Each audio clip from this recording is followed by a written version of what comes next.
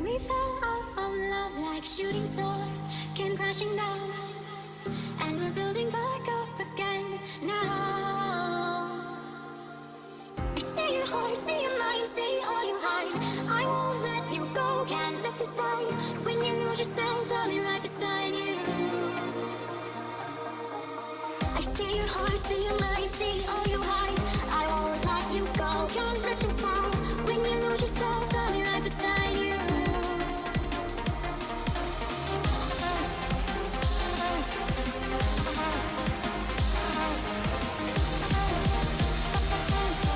I'll be right beside you.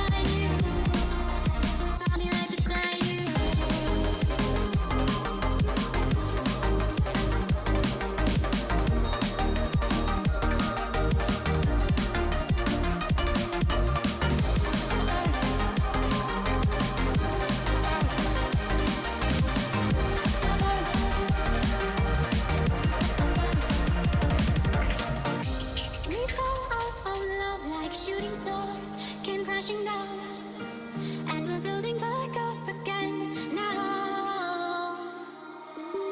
Say your heart, say your mind, say all you hide. I won't let you go, can't let this die. When you lose yourself, I'll be right beside you. I'll be right beside you.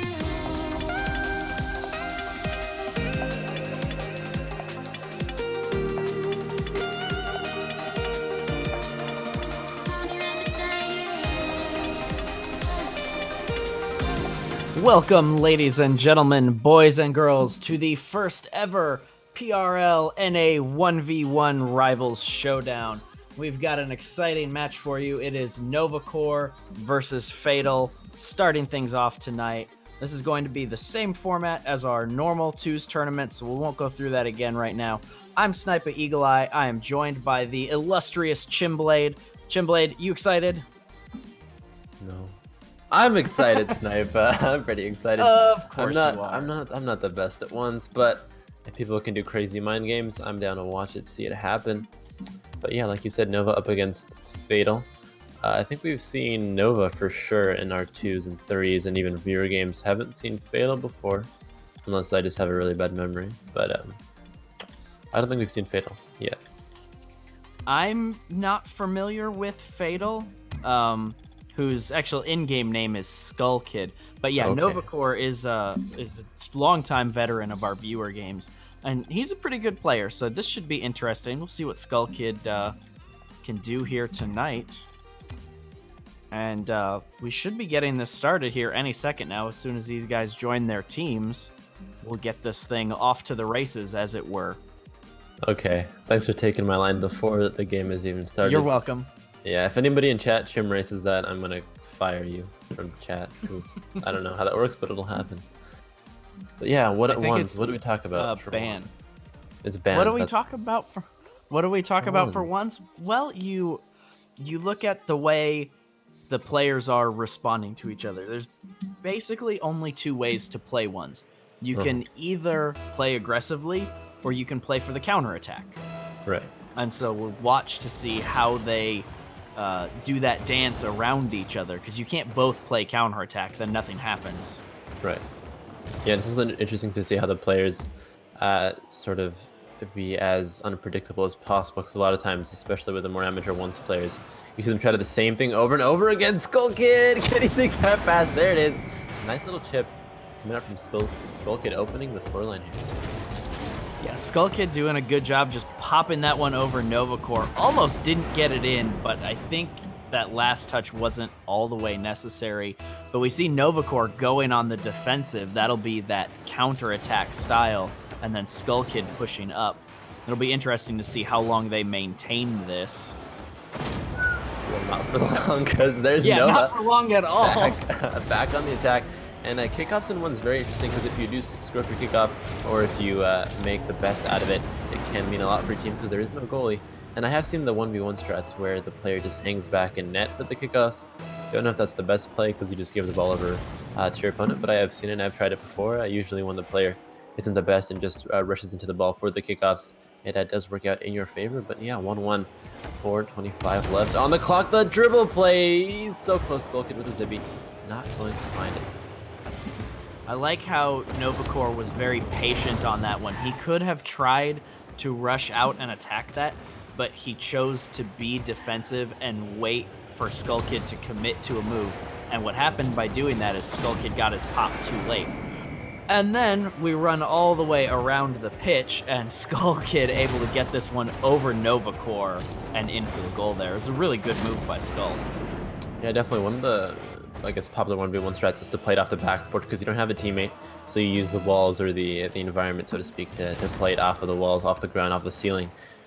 Make interesting plays happen like that. If you're not the best dribbler, you can pass it to yourself, like we've seen Skull Kid doing a lot as he goes for that shot. Not going to find it, but it'll be interesting to see as well how Skull Kid can maybe change up his playstyle, because if he does keep going for those same exact backward passes to himself, he'll end up biting the bullet for it, as he just did there.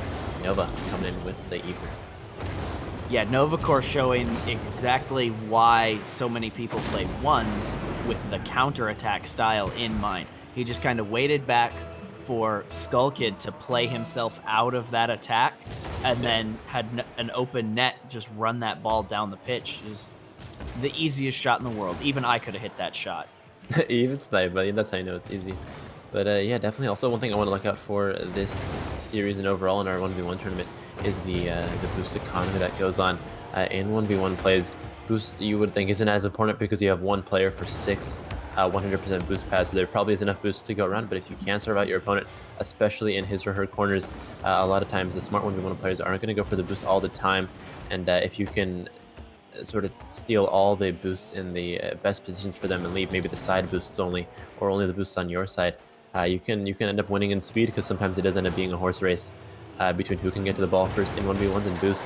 Definitely the best way in Rocket League to speed yourself up, so we'll see how that boost economy sort of transfers out of the 2v2, 3v3 playstyle into 1v1. Skull gets knocked out on that one. 3 minutes on the clock. Skull looking for his 3rd goal of the game.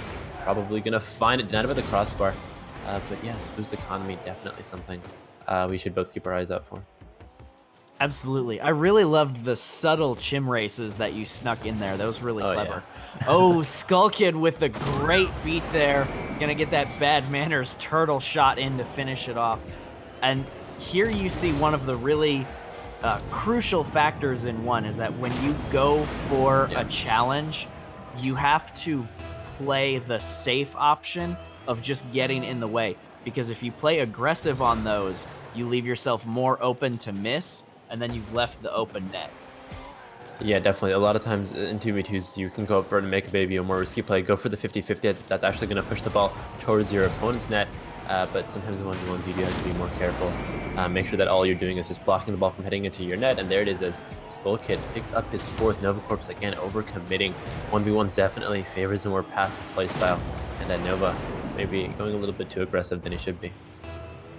I think, in general, the passive style is a better way to play if you're the lower skilled person. Like, you're a better player than I am. So if we were going to play once, I would play more passively so that I could wait for you to make your mistakes and then score on you when you make them.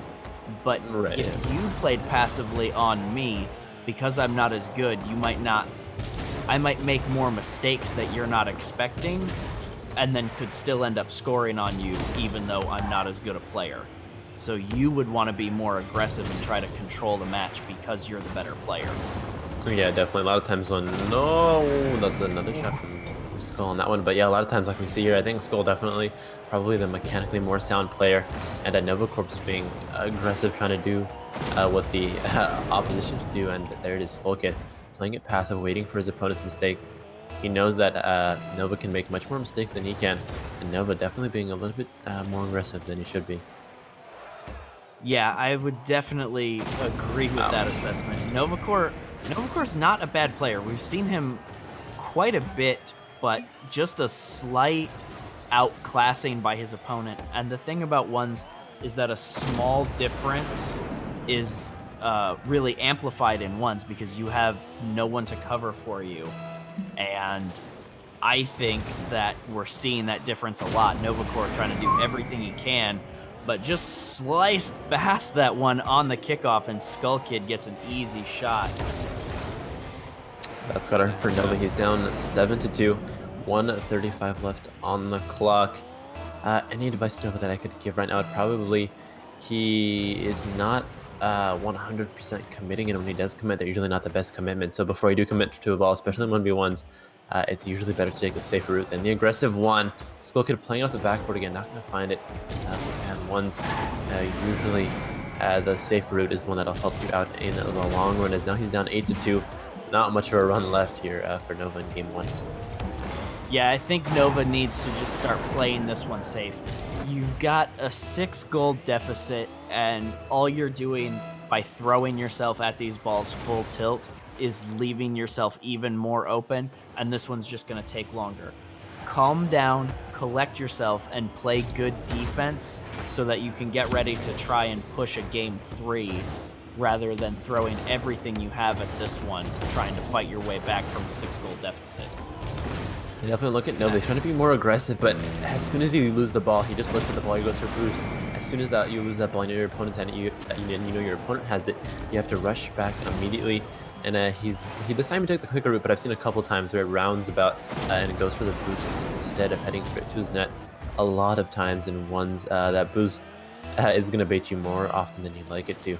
And Nova playing a bit too risky, not aware of how much boost he has, because I think that I've seen him get one full boost tank, then go around and get another one within a matter of seconds. So not using that boost too efficiently, whereas Skull Kid definitely getting the dribbles on, looking for another one here. On the HUD, chips it across, the classic 1v1 dribble from Skull, 10-2. Yeah, Skull Kid with a lot of mechanical skill there. Novacore gave him a lot of space, and Skull Kid was kind of committed much earlier than Novacore was ready to come out and defend. Nova needed to come out a little bit earlier on that one, because as soon as Skull Kid got that flick off, it was too late for Nova. He wasn't going to be able to read it and then react fast enough. There's a really delicate balance of when to charge those and when to come back. Yeah, definitely. I was going to say that a lot of times when you are when you're in net and you look at a player coming at you dribbling, you're instantly into panic mode. But you have to choose: am I going to stay back, wait to see his touch before I attack the ball, or am I going to attack the ball now? Usually it's better to attack and pressure your opponent who's dribbling onto you, because it puts them in panic mode instead. So you sort of transfer who's the one who's in control. So when someone's coming at you when they're dribbling and it is 1v1, it's best to attack them. But you have to be smart about when you attack, because if you do wait until the very end of their push to attack, then they're most likely just going to chip it over you. So you have to be very careful, keeping those angles tight, as tight as possible. So there it is, Fatal, or Skull Kid. Don't know why his name is Fatal. Maybe it's a team name that he has entered the 2v2s or 3v3s with. But Skull Kid taking game number 1, 10-2. Any sort of tendencies you saw coming from either player?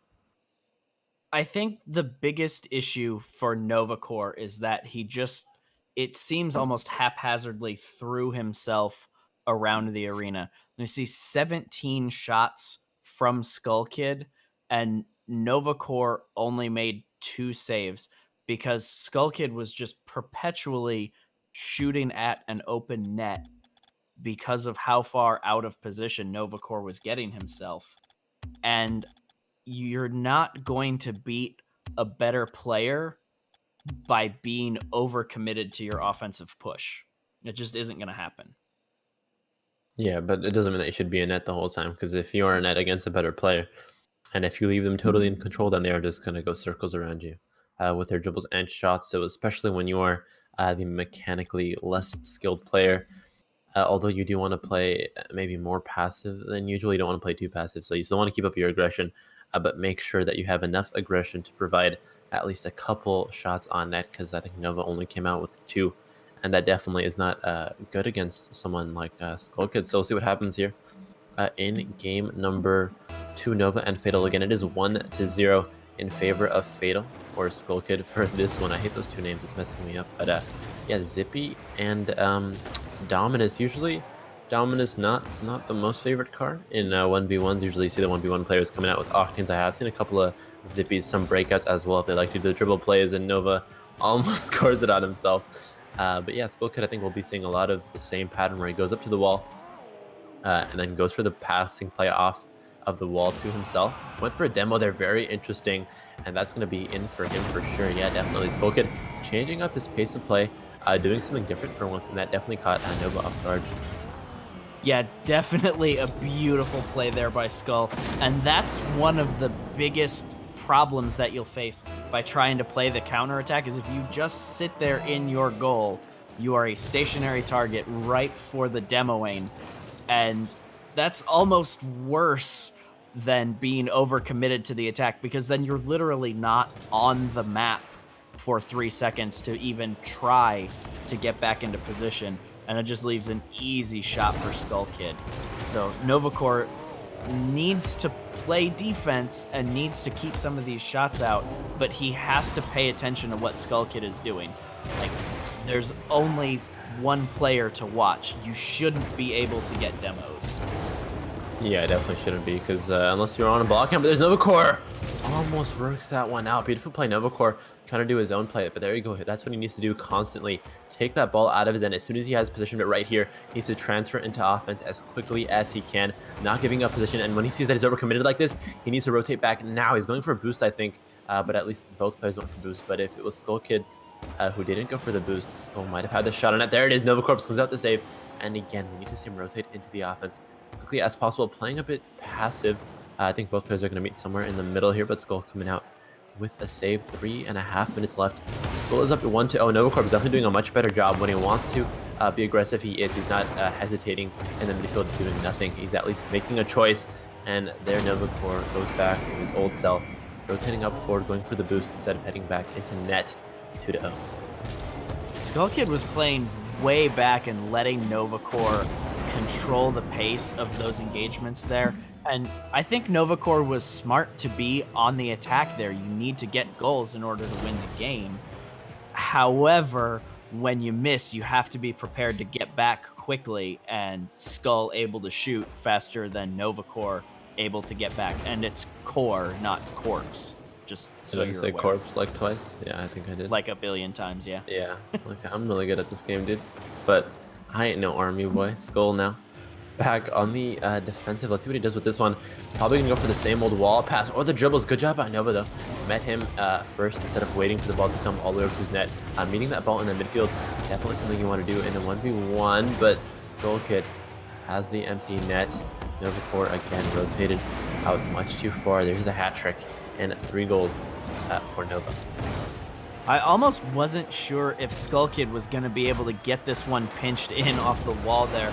Really good job of putting your car in exactly the right spot to push that one in. And Novacorp, again, was on a smart attack. He just wasn't able to get rotated back quickly enough because of where he was in the air. And a really unfortunate touch there, as what he probably intended to be a hard clear off the backboard just ended up being a really smart centering pass right towards Skull Kid. And now this is almost an insurmountable lead for Novacorp the way he's been playing against Skull Kid. Yeah, and that kind of stuff doesn't really work in ones where you try to go for the hard clears like off your wall and stuff, because you just give possession over to the opponent, and possession is the most important thing in 1v1s. And when the ball is coming at you, you want to try to go for the light tap so you can keep possession and rotate over into the offense without having to keep it back every single time. Because if you're just playing, you know, like a goalie the whole game, you're going to get scored on eventually. And Novacorp has been scored on 4 times. He did have, I think, 1 decent offensive opportunity where he was able to get past. And a lot of times that ball cam can screw you up on the 1v1s. And I think Nova's been using ball cam for almost most of the game. I'm going to hop on with him just to see what he's doing, and that ball cam can mess you up because if the opponent is right behind the ball, sometimes you don't see them. And 1v1s, if that opponent, like he just did right now, Skull Kid is back on it. If you can get to that ball as you're dribbling, you are cut off guard without a goalie, and that has been happening almost repeatedly throughout both games in the series. Absolutely, and it seems like it should be easier in a ones match to keep track of everything that's going on the field. I mean, you know where you are, obviously, and you have a camera mode that looks directly at the ball. So really, the only thing you have to put any effort into keeping track of is where your opponent is. And it just seems like Novacorp isn't doing a very good job of this, as every time he misses a ball, it's at a time when Skull Kid is in a perfect spot to run down the field and shoot at him. Ooh, that was a really nice touch from Novacorp, though. Probably his best touch of the night. Unfortunately for him, Skull Kid able to clean that one up very easily and turn it into more offense. Yeah, I think Nova's touches are too deep. He's playing too aggressive. He's trying to maybe pass it to himself, but the passes are way too long, and He's giving Skull Kid way too much time to read his touches, because his touches are going too deep, they're too long, and he can't catch up to them. So in ones, your touches, you want to make sure that they're as detailed as possible. Make them small and constant, so you're always keeping your opponent on their toes. If you just go for a touch and then the next touch happens 2 or 3 seconds later, that gives your opponents 2 or 3 seconds more than they should have to think about where that ball is going. But if you keep it in your possession for the whole time, small touches left and right, always keeping your opponent on their toes, like I said, it's definitely a much better approach to 1v1, and I think Skull's doing that much better than Nova is. Absolutely. And I think the thing that we see a lot out of Skull is plays like this one right here, where instead of hitting the ball, he's controlling the ball. And he's just been doing that over and over again. And so all he has to do is wait for Novacore to miss in his touch, and then Skull Kid drives it right in. And it just keeps happening over and over again. Yeah, it does, and that's going to be at 6-0. Might be seeing a 7-0 here as well. That's Skull. Mexico, right? That is Mexico, but I thought you didn't like real football. You only watch the fake American stuff, from what I've heard. Ah, no, that's not true. I only cast American football. I don't cast Uh, soccer. But that is going to do it for our first match of the night. Skull Kid is going to move on in rather dramatic fashion, putting up double digits in his first game against Novacore, and then actually managing the shutout in this second game here. He scored 6 out of his 7 shots, where Novacore not able to get any of his 3 shots on target. And just a very rough game for Novacore. There never seemed to be anything that he could do correctly to establish good offensive presence in this one. yeah, definitely was. We'll probably be heading into a very quick music break. We do have the next teams, but we got to make the server and then get the players in there. So I'll say 1 minute and 58.3 second break. We'll be back after this, though. Don't go anywhere. This is PRL.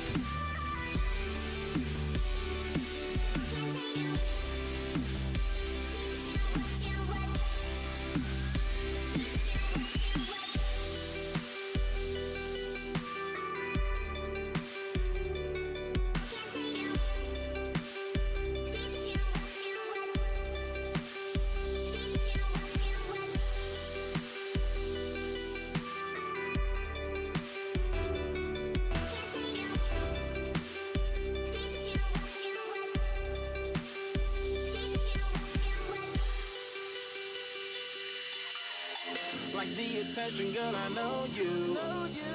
But you're everything I want in life. We're fighting danger like kung fu. The love I feel is deep inside. The others don't matter. It's honestly us against the world. We're the perfect team. You're my dream, and I just want it. Can you see myself? Can you see myself?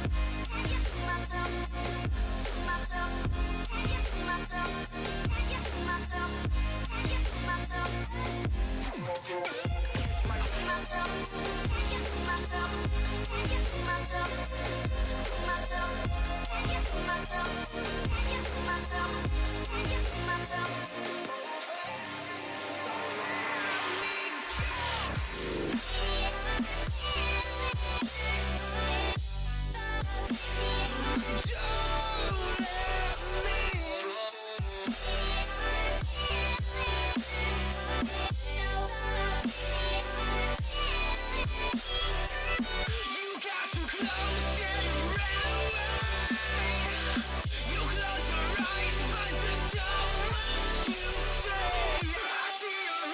color. Tog wants me to be super high when we go in. Oh, we're All in? right. We're in? Yes, we Okay, are okay. in, and it is Expulsure on the blue side going up against Overvex on the orange side here in our next round of this tournament. And I am unfamiliar with both of these players, so we should be in for an interesting cat and mouse game here as these two try to feel each other out, and we try to get a feeling for them. But Expulsure with the slow dribble, and what a beautiful car he's got. That was pretty. Both me the look at play this and video. his car were pretty. Wow, it's so green. It reminds me of green things. I love it. But over Vex and Exposure, yeah, 1-0 for Exposure. Not much to say about that one other than Exposure seems to have a much better idea of where his touches are going to be taking that ball. And again, over Vex is caught a bit off guard. What is he doing? That was a bit risky. Probably should have gone back to that and tried to attack the ball head on. Your positioning in 1v1s also is very important because there is no goalie, so you want to position yourself between the goal and the ball at all times almost. If you come at the ball at wonky angles from wonky directions, it can mess you over, and there it is. His Exposure takes another one over. Vex seems to be a little anxious to touch the ball. Absolutely. And the thing that really screwed up Overvex on that shot in particular was that he was both back in the goal from the goal line and back from the post, which left a crack that Explosion could force the ball through. Overvex needed to be right there on the line at the post to block that one off, and Expulsure with the backboard pass, nothing Overvex could do about that one as he'd committed to the challenge early, and just an easy shot for Expulsure there. Now, Yeah, Expulsure is listed as a pro, and Overvex is listed as a master, but I'd have to think that Expulsure is not a pro the way he's playing right now. Yeah, I doubt it. And the last play, I don't think he went for the challenge. You might have seen it wrong because of the angle, but he actually went for the boost instead, and then tried to sort of shortcut his way, try to kill two birds with one stone, which happens to a lot of the amateur players. They're like, I can go for the boost and the ball because they're kind of close to each other. But if he went for the ball instead of the boost on that last play, as well with this one, Overvex seems to be a bit greedy for boosts, similar to what I am with Reddit Karma. Let's go for all of them and end up being downvoted 4-0 loss. But yeah, a minute in, and there are already 4 goals on the board. Now 5 for Expulsure, the quote-unquote pro. But I think this is pro in the pro rivalry league sense, not in the in the ranking sense. Right, absolutely. One thing that is kind of important to point out right now is that Overvex is sitting on about 200 ping, so you know that's got to be messing him up, especially here on these kickoff situations, which is where he's getting burned, because on those kickoffs, it's so important to be able to read which way your opponent's going to try and push that ball. And if you make that read wrong, you leave an easy setup for a goal. And oh, Overvex. Oh, feels bad, man. Just getting outplayed there by Expulsure. I thought Expulsure had lost it, but Overvex not able to get the clear. Yeah, Overvex seems to not have the same knowledge as Expulsure does with the bounces, especially off of the cars mostly, because Expulsure seems to be in control. He knows exactly what he wants to do, where he wants to go the second he touches the ball for the first time, and he carries it all the way across the pitch with a plan in mind. But Overvex seems to touch it and just be like, I'll touch it, then I'll cross that bridge when I come to it. He doesn't really have a plan, and again, he touched the ball for seemingly no reason. That he probably should have rotated back instead of going for that wonky bounce. And why is he backwards? That is a question. He's found backwards more than he should be, and he's going to take the bullet for that one.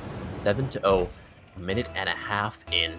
Overvex definitely needs to fix up his game a little bit, and his kickoff game, though, has been a bit strong, and this should be a definite goal for him. But Expulsure, rather, is rotating back, gets some boost, and see, in that case, Expulsure knew that he could have gone for the boost because the ball wasn't as close to his net as it has been for Overvex when he goes for the boost.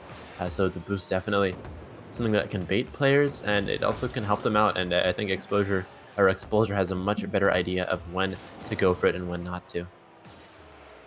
Absolutely, I couldn't agree more. Overvex, even though his rank says master, he's playing the way you expect very new players to do things. He's just trying to touch the ball over and over again, and that's not always beneficial. There are times when it's better to leave the ball and wait, though he does put together a decent series of touches there and is able to squeak this one in on the near post.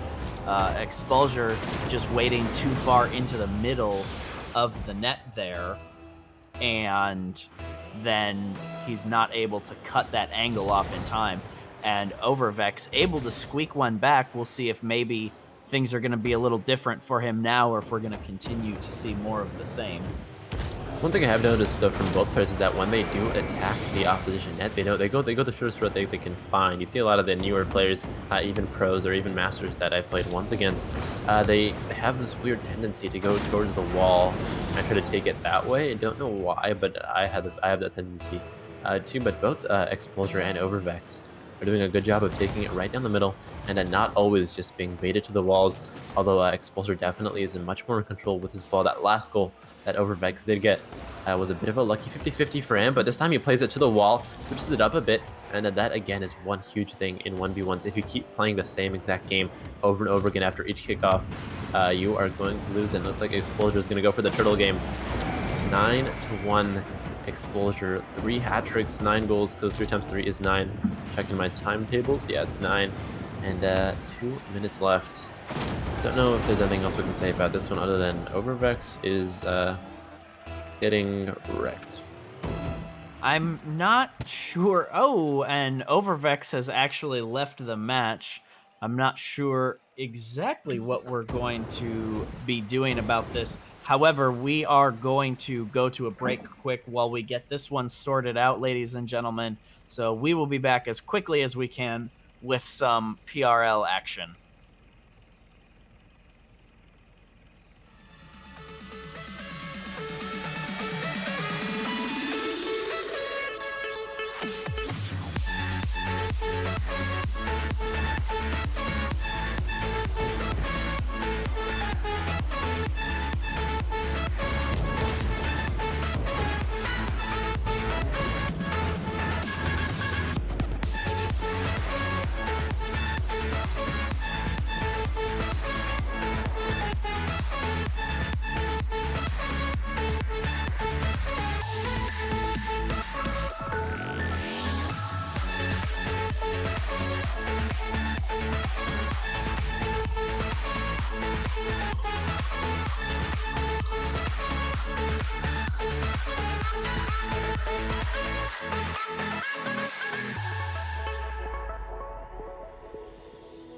Hindsight is fleeting when your heart's bleeding and all you can see is red. Till you discover it is within each other to forgive and make amends. If I had known then what I know now, I wouldn't have said what I said. I took the long road, thought I'd be better on my own. Sometimes what's right is wrong instead. 'Cause I was too young and I didn't understand that you are the one. And I can't wait to see you again.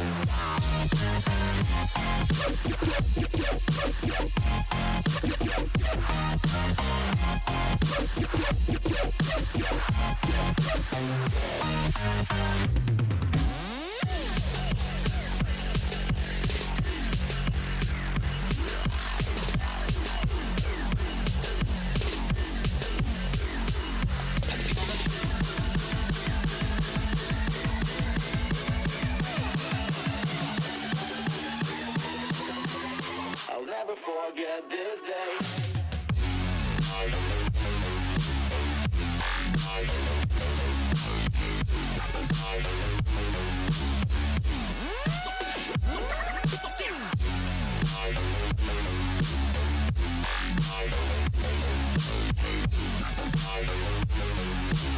I'll never forget this day.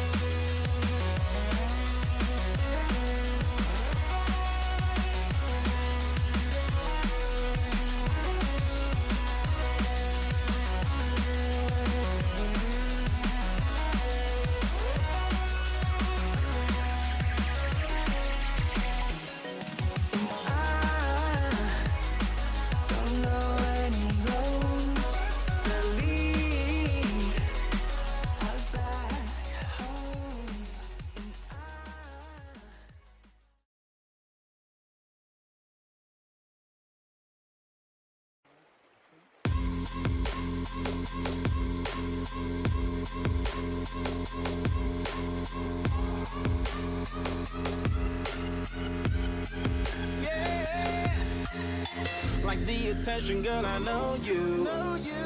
But you're everything I want in life. We're fighting danger like kung fu. The love I feel is deep inside. The others don't matter. It's honestly us against the world. We're the perfect team.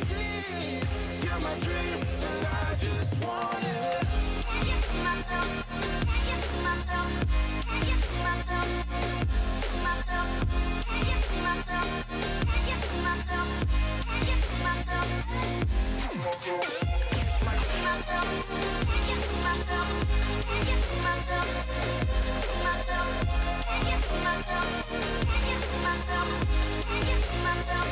Oh baby, if you ever need a helper, you should know that I'll be there day and night. Nobody else can love you better. I'm here just to treat you right. You're the reason I'm alive. You're the only pain I can endure. And when you're not here, you're my dream, but I just want it. Yeah, I just wanna. You're my dream, but I just want it. Can't get to myself. Can't get to myself. Can't get to myself. To myself. Can't get to myself. Can't get to myself. Can't get to myself. To myself. Can't get to myself. Can't get to myself. To myself. Can't get to myself. Can't get to myself. Can't get to myself. But I just want it. Deep inside I knew from the start, you my bunny, I'm your Clark. From now to eternity I give you all my heart. We are meant to be, it's clear to see. My love is bigger than I thought. I got everything I want when I hold you with my arms. The others don't matter, my love and my pleasure, the key to my treasure. Whatever's the weather, day up and out with you till I die. How many times for you I'ma try? Want you to notice the one and I know this. Perfect soulmate, I wanna show it. My best friend, she saved my life, my happy end in hard times.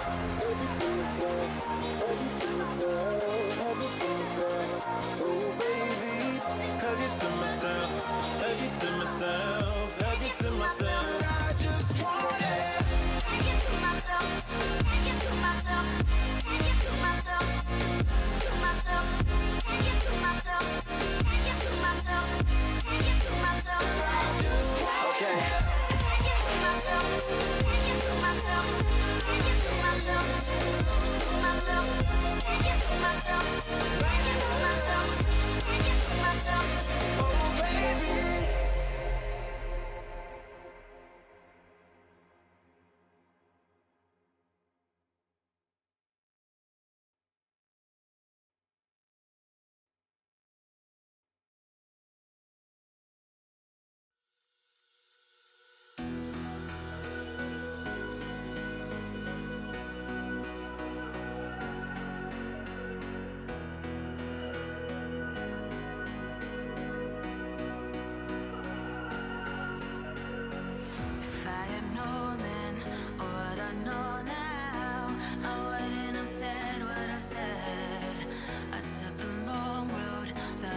better on my own. Sometimes what's right is wrong instead.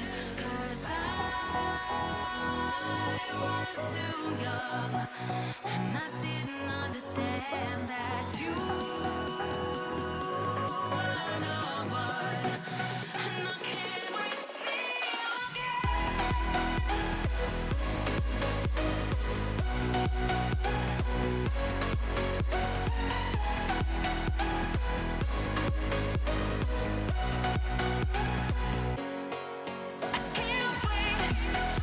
Ladies and Welcome gents. back, ladies. Ooh, let's do ahead. it in parallel. Let's do it together. 3. No, you take it.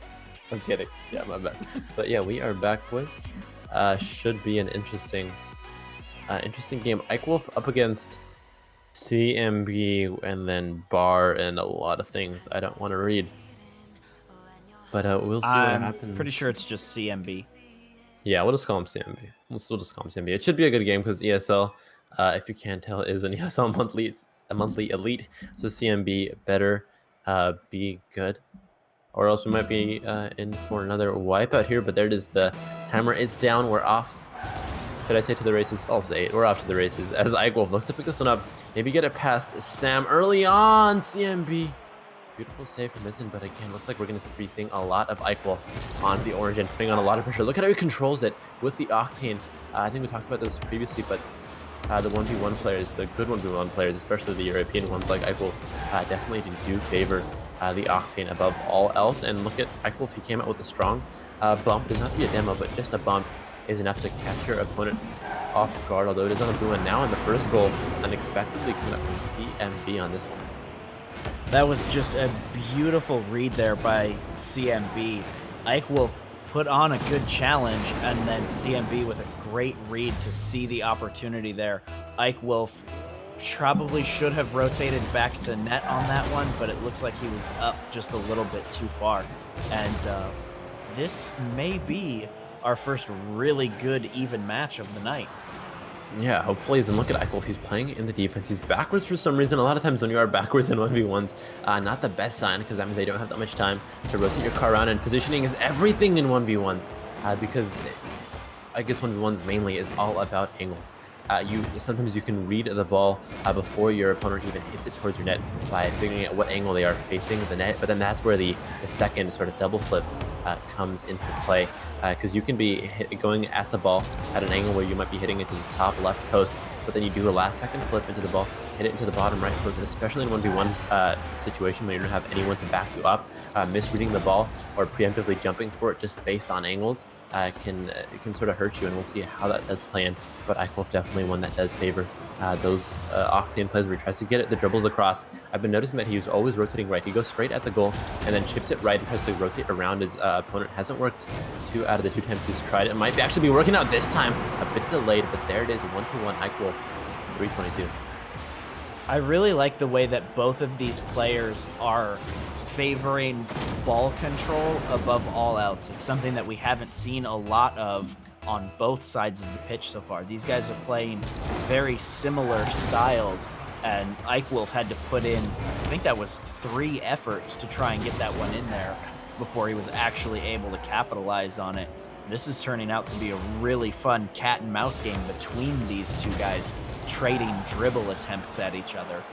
Yeah, I also love what we just saw there. Both players had an opportunity for the ball, but they both opted for boost because the ball was caught in the midfield, and Ike Wolf was facing the ball looking at the orange net, whereas CMB was facing the ball looking at the blue net, or looking at his own net as well. So he saw Ike Wolf go for the boost because Ike Wolf did steal it away from him, and then he rotated back, got the mid boost. Both players sort of came to like a bit of a stalemate for a little bit, both recognizing that they each needed boost and understood that it was time for them to pick up some boost, reset the play, and start all over again. And now it's Ike Wolf back on the offensive. This is what I mean, the small little touches, keeping his opponent on the toes, not allowing for any preemptive jumps, as like I talked about before, those long touches can screw you over in the long run. There it is, halfway into the game, Ike Wolf taking goal number 2. I'd like to point out that this play was set up by 2 really important but small bumps. CMB was down there on the offensive end and looked like he was going to score, and Ike Wolf just kind of spun him out by hitting him on the back end, and was able to take control of the ball. And then down there in the corner, CMB was looking for the clear, and Ike Wolf did it again. Just another very small bump opened up the opportunity for Ike Wolf to take that shot. And that's something that's so important in ones. You talk about your positioning, and one of the best ways to mess up your opponent's positioning is with solid bumps. And CMB doing a good job of avoiding the bump there and managing to sneak that one in. And we've got a tie game now with 2 minutes and 4 seconds left. Yeah, Ike Wolf pulled a bit of an amateur move. Maybe it was like a second or two before the replay, before what the replay showed. He was underneath the ball and his opponent was coming on top of him. He opted to just jump it and hit it and see what happened instead of sort of planning out his defensive movement into the offensive. Close shot there coming up from MB, but now Ike Wolf is off to the races. Finally, I can say it with actual reasonable context. There it is, 3-2 for Ike Wolf. And we see this happen a lot in 1v1s where one player goes for the backward pass, but it's read immediately by the opposition. And if you can read your opponent's backward passes to themselves, and you can get to the ball before they do off of their own pass to themselves, that does set you up for a perfect play into an empty net, like we just saw Ike Wolf do. Yeah, it's one of those examples of the type of counterattack style that I really like to see. Now, I'm not really sure if I would say that Ike Wolf is more mechanically talented than CMB here. I mean, you might think so looking at the scoreline with the 4-2, but these guys are fairly evenly matched. But I really like the way Ike Wolf is playing such a slow and calculated game here, and he's not wasting opportunities. He's not doing extra superfluous stuff. He's just controlling the ball and controlling the pace of this game with mostly solid defense. That one was really anybody's ball to win there, and Sam doing it's hashtag Sam and RLCS CMB doing a good job of just being there first. Kickoffs in ones are hard. Yeah. You don't have anybody to cover for you, and you have to throw yourself at the ball, so you're not really going to have a bunch of boost. And so even the slightest little advantage that you can get, the tiniest things will make the difference. And speaking of the tiniest things there, Ike Wolf had the tiniest of windows to get the angle on this shot, just the lightest little touch here, and drops that one in. 5-3 now with 1:20 left. Yeah, the great thing about that goal was that Ike Wolf, if he had waited even half a second later to go up for that one, most players would not go up for that one just because it's a little bit too deep. And usually in ones, stay on the ground is the name of the game. Because when you do go up in the air and if you land wrong or if you land funny or in a bad position, you do end up taking a bullet for it. But Ike Wolf, 6-3. I think we were at 3-2 maybe a minute ago, and he brought this one all the way back. A beautiful play out of this one, and Ike Wolf definitely likes to be on the ground with that Octane. Octane players are definitely more ground-oriented, as those the hitbox and the shape of the car match really, really well, similar to the Dominus, except it is a higher-facing car, so your touches aren't going to launch the ball way above the goal, which is why a lot of the 1v1 players do prefer it. And Ike Wolf with a beautiful mind game. Amazing play. That was all down to the mind game. He went for the ball, and he changed it up a little bit. He didn't go for the ball. He broke right there, and his opponent was caught a bit off guard. I don't think it would have mattered, but it still worked out. I could have definitely put CMB into a bit of a mode of confusion, as now Ike Wolf takes the lead 7-3 on this one. Yeah, Ike Wolf has just done such a commanding performance right here. He keeps taking control of these balls. CMB getting his chance to play right now, but he doesn't hold on to it. And so Ike Wolf just takes it away from him, runs down, and puts it in the net again. And you are correct. This was, at one point, a tied ball game, but Ike Wolf has just run away with it in the last 2 minutes here. And what was a tied ball game at 2-2 is now 8-3, and you go, what on earth happened to CMB right now? But what has happened is Ike is playing a very methodical game where he waits for good opportunities and then strikes on them with a lot of control and precision. Very well done. Yeah, and you can sort of see the snowball thing happen a lot in 1v1s, especially because when you're in 2s or 3s, especially when you're in comms, you have teammates to tell you, don't worry about that, just move on, forget about this play, but sometimes it's all you, and then you get caught up in your own head talking to your, the little voice in your head about, oh man, I should have done that better, what's wrong with me, how did I miss that one up? and I think that started for CMB a minute ago, where he conceded that early goal, or not the early goal, but that first goal to Eichwolf, where Eichwolf started his snowball, almost got that 0-second goal as well, but definitely a strong game coming up from Eichwolf. He was able to recollect himself, take this one back. I think he was down at one point, not sure exactly because it's been quite a while at 8-3 now. But yeah, Eichwolf definitely putting on a much better show, and I think in looking at this, the distribution of points all around the board, you can't really say much looking at the saves, because a lot of times in 1v1s especially, you make a pseudo save sort of at the midfield, not necessarily at your goal line. So the possession play doesn't really show coming out of the stats, but it definitely does when you're looking at the game. So the 4 to 5 saves are pretty even, but you can tell that Eichwolf definitely had more saves, so to speak, at the midfield, where he was able to take possession back before it even entered his penalty box.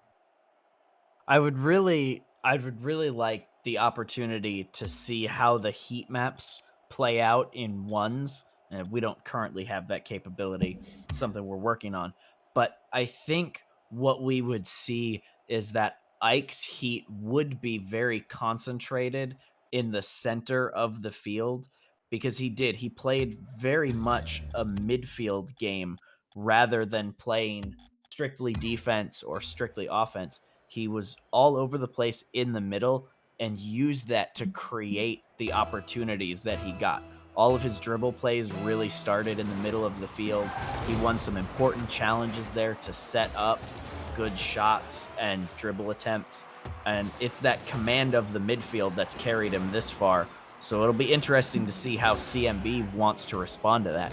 Is he going to come out and be more aggressive and try to push this into Eichwolf half? Or is he going to go back on the defensive and try to play the counterattack style? But it looks like aggression is the name of the game. CMB getting the backboard passing going right there, and then just powering that right off the crossbar, and then Eichwolf not able to get there in time to clear it away. CMB puts that beautiful shot on. Yeah, and one thing I saw CMB do very early on, I think right after the kickoff, that I'd like to comment on really quickly, is that the ball was around where it is right now, and instead of sort of trying to take back possession, he recognized that he didn't have boost, and he just sort of chipped it off, parried it off to the right side to buy himself some time, rotated, got the boost, reset himself into net, and although that may seem like he was just being a boost for sort of, he recognized that his opponent had more boost, probably looked at the top right corner of his map, saw that that boost was taken, and if he didn't take it, it must have been Eichwolf's. So when you are caught in a position where the opponent has more boost than you, and the ball's coming at you, and you don't know what to do, because if you do take it back into your own possession, then your opponent, with that extra speed, usually does have the chance to take back possession. You can sort of just knock it off to the right side, rotate around, get some boost, reset the play right where it started, but this time both of you have the same amount of boost, and he did that, and it's been working out for him as he scores his second one. 4 minutes left on the clock. I really love the way that CMB, he has decided to turn on the aggression here, and it's paying dividends for him. He's put Eichwolf back on his heels and is making Ike play much more defense than he had to play last game. If you pull up your stat screen, CMB's already put on 4 shots, which is almost as many as he had for the entirety of the first game. We're only a minute into this one. So I really love the aggression that we're seeing from CMB. Now it'll be a matter of, can Ike work his way back into this one? And there he does, rolls a great pass along that backboard off of an unfortunate CMB touch, and then just reads it extraordinarily well, able to tie this one up, 3:49 left. Yeah, it's a little bit awkward when the ball is towards your own backboard and you're facing it head on. Usually what most players try to do, what CMB tried to do there, was just sort of pass it or roll it up his own backboard like he's doing again. Risky, but it works out, and he actually baits out Eichwolf. This might be an opportunity for him. Goes for the boost instead again, recognizes that his opponent probably has more boost because that right side boost was taken, so it wasn't him, he knew it was Eichwolf. For me, I think one of the most important aspects of 1v1 is boost, again, because a lot of times it does come down to a horse race. The ball is in no man's land, or it's in an equal separation from both players, and it's just a matter of who can get to it first. But a power shot coming out from CMB, putting that one in. Actually, I think that's the first power shot or long-range goal that we've seen coming out of the series. So I'm being told that it's not that CMB is actually the team that he's part of. This player's name is Z. So Oh, we'll be going with Z right now. all But right. Z still commanding the lead. We've had a bit of back and forth going on between these two guys, and it's turned into a really exciting second game in this series. Z has put on 5 shots and has managed to get 3 of them in, with Ike Wolf 4 shots only getting 2 of them in. So like both of these guys are playing a very evenly statistical match. It shows on the scoreline, and it shows in the way they're just kind of going back and forth, and this has been really fun to watch. We'll see who's going to strike next. It looks like Ike Wolf's going to get this one. Just what superb ball control, able to roll that one up off the backboard and then set up the shot. Well done. Yeah, it's really awkward for Z. Sometimes when the ball is sort of to your right side and it's rolling slowly, you don't have enough time to try to, reorient your car. Instead, you go for the side flip, and then you end up back facing the ball with your butt facing the ball. And that's not usually the best thing, especially when you're against a player like Ike Wolf, who just did that, which isn't the greatest whiff coming out for him. But Z coming out strong with a 4-3. Ike Wolf, let's look at his path back into net. See, right there, he decided, should I go for the ball or should I rotate back into net? Probably going for ball was the correct choice, but he was a little bit out of boost. And that works out in favor of Z on that one, taking one up over Ike Wolf. It's so frustrating sometimes in ones. What happened there was that Z was able to get the ball going supersonic very quickly, which meant that Ike Wolf was never going to have the chance to catch up once the ball was in front of him. So I think you're correct in saying that Ike was justified in going for that one, but I don't think he ever actually stood a chance. Yeah. And Z climbing back on top of this one at the 2-minute mark now, and this has been so back and forth, but Z expanding the lead now, sneaking that long shot in there. Ike Wolf just caught way out of position after that challenge, and Z shooting at a completely open net. Yeah, it was an open net, but Z did go for the near post. I think if it chose far or middle, which was an easier angle than the near post, Ike Wolf may have gotten a whisker on it. Maybe could have kept it out. Not sure, but Z still, even when he has an open net in front of him, he still plays the most efficient spot on net, which is something you definitely see coming out from the stronger 1v1 players. Ike Wolf looking for a similar goal of his own. Z, I don't know. Maybe he recognized he wasn't getting to that first, or maybe he thought it was going to be hitting the post. He would come out with some boost to power shot it back over. But he might have had that one, rotated away. Yeah, I think he thought it was going near the post, and he decided that he would hit it off the rebound with some boost to maybe get a power clear across. But it didn't work out. A bit of a misread from his end, and then 1v1's misreading the ball is detrimental because you have nobody to save your skin. And now he's only up 1 goal as Ike Wolf looks for the equalizer with 1:38 left.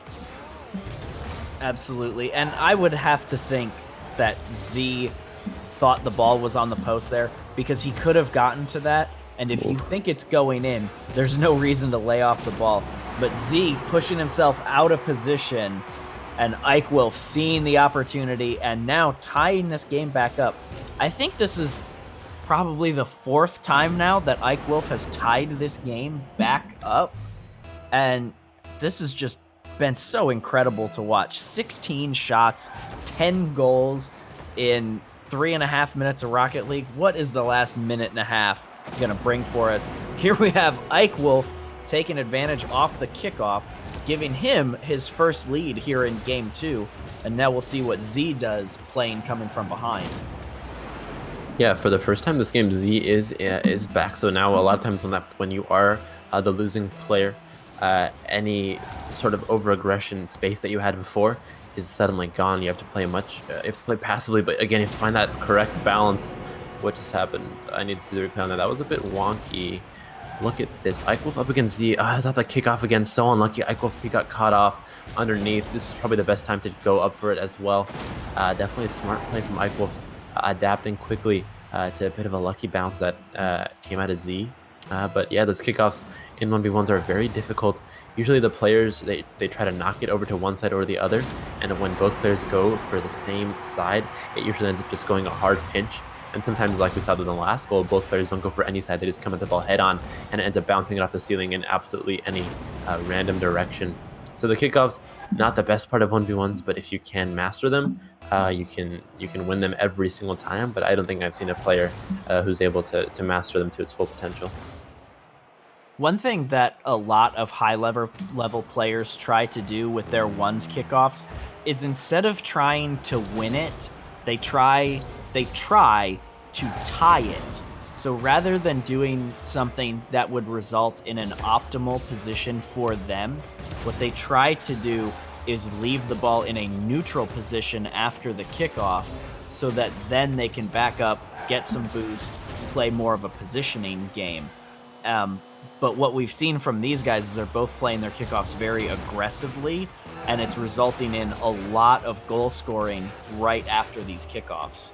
Speaking of goal scoring, Ike gonna turn this one down, and he's gonna put himself up 2 goals now.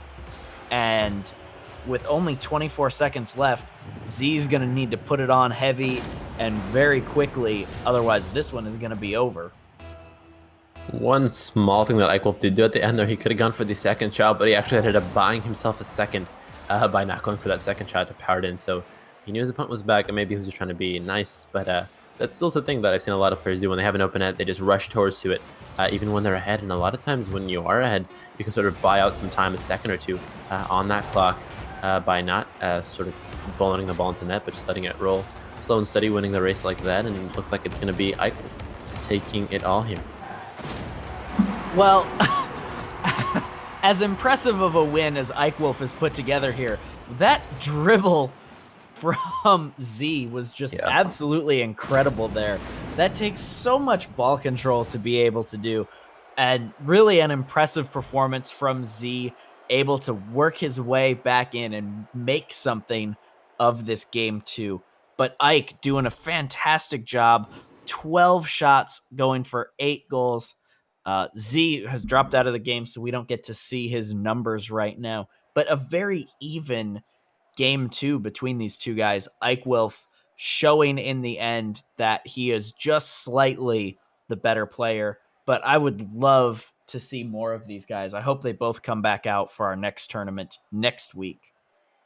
But Yeah, definitely. With that said, oh, go ahead.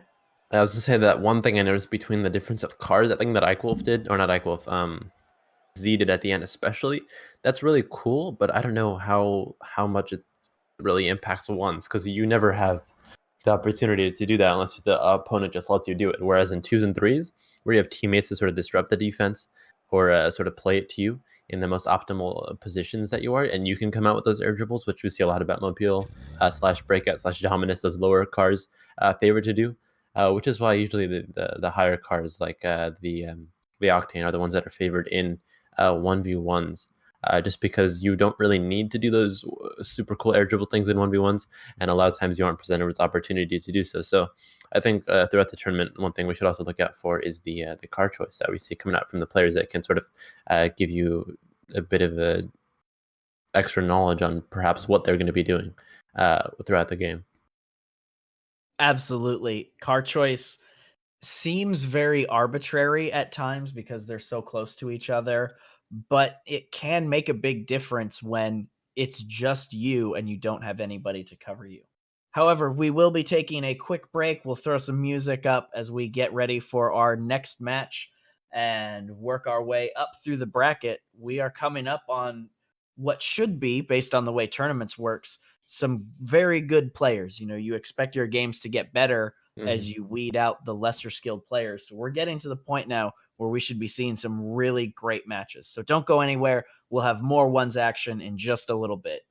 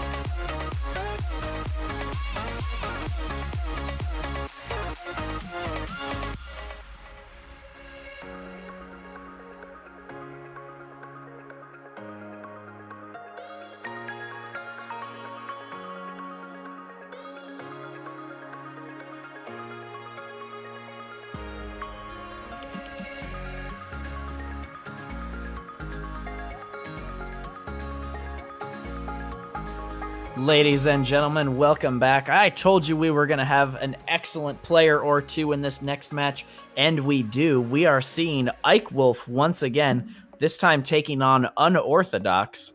Now, I haven't seen Unorthodox play, but from our last game, we know Ike Wolf is a really solid player.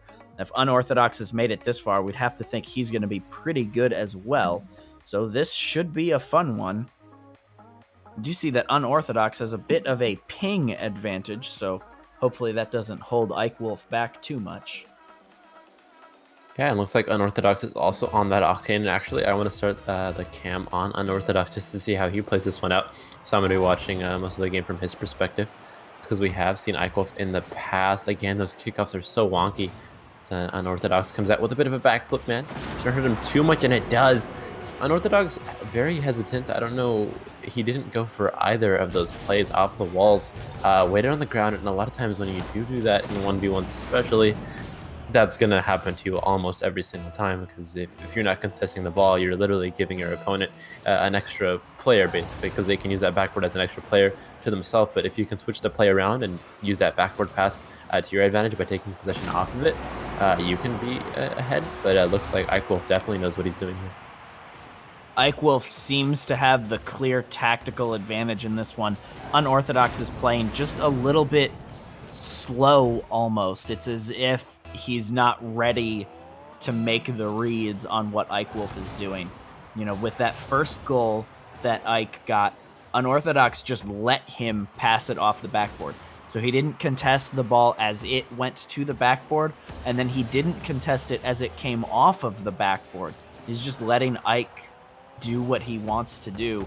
And there's a difference between being defensive and not doing anything. And Unorthodox is just not getting the defensive touches.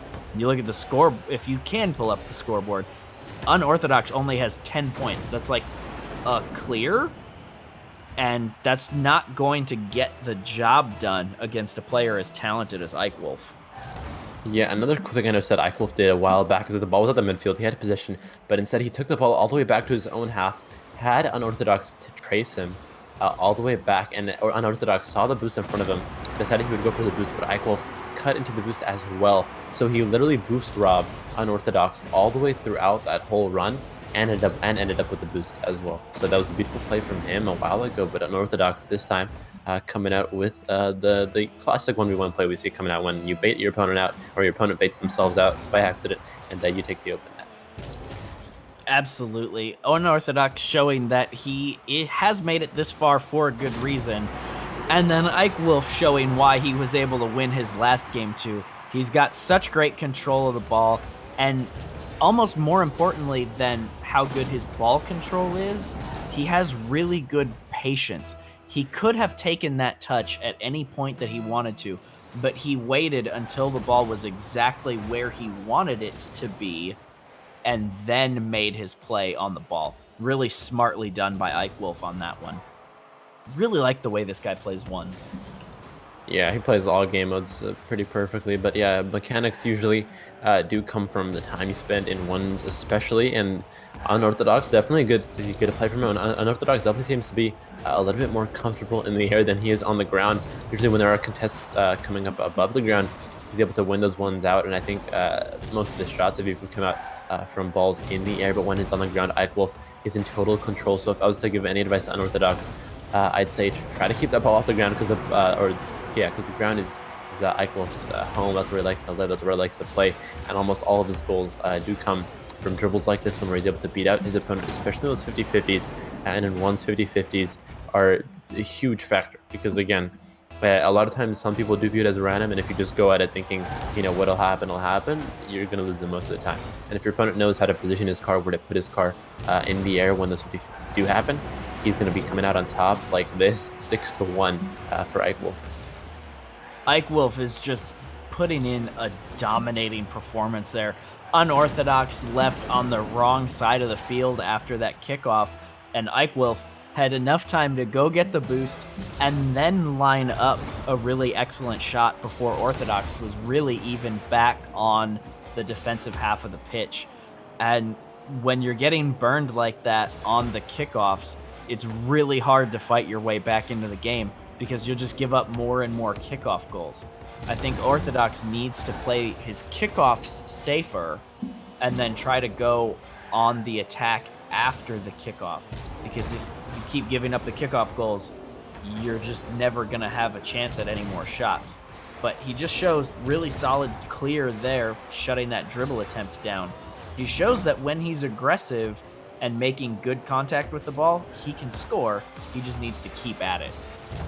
Yeah, and also one thing I've noticed with Ike Wolf and Unorthodox, the difference between their dribbling is that when Ike Wolf is dribbling, he usually has the ball positioned a little bit to the left or a little bit to the right, never quite on the center of his ball when he's dribbling. Whereas Unorthodox, I think we've seen 2 dribbles or so out of him, and almost both times it was right smack in the middle. So when he was looking to cut left or cut right past Ike Wolf, he couldn't. Whereas Ike Wolf, when he keeps that ball on the right and left side, he's able to be in complete control. Because when that ball is on the right side, it's much easier to make those cuts to the right side. When it's on the left side, it's easier to cut into the left side.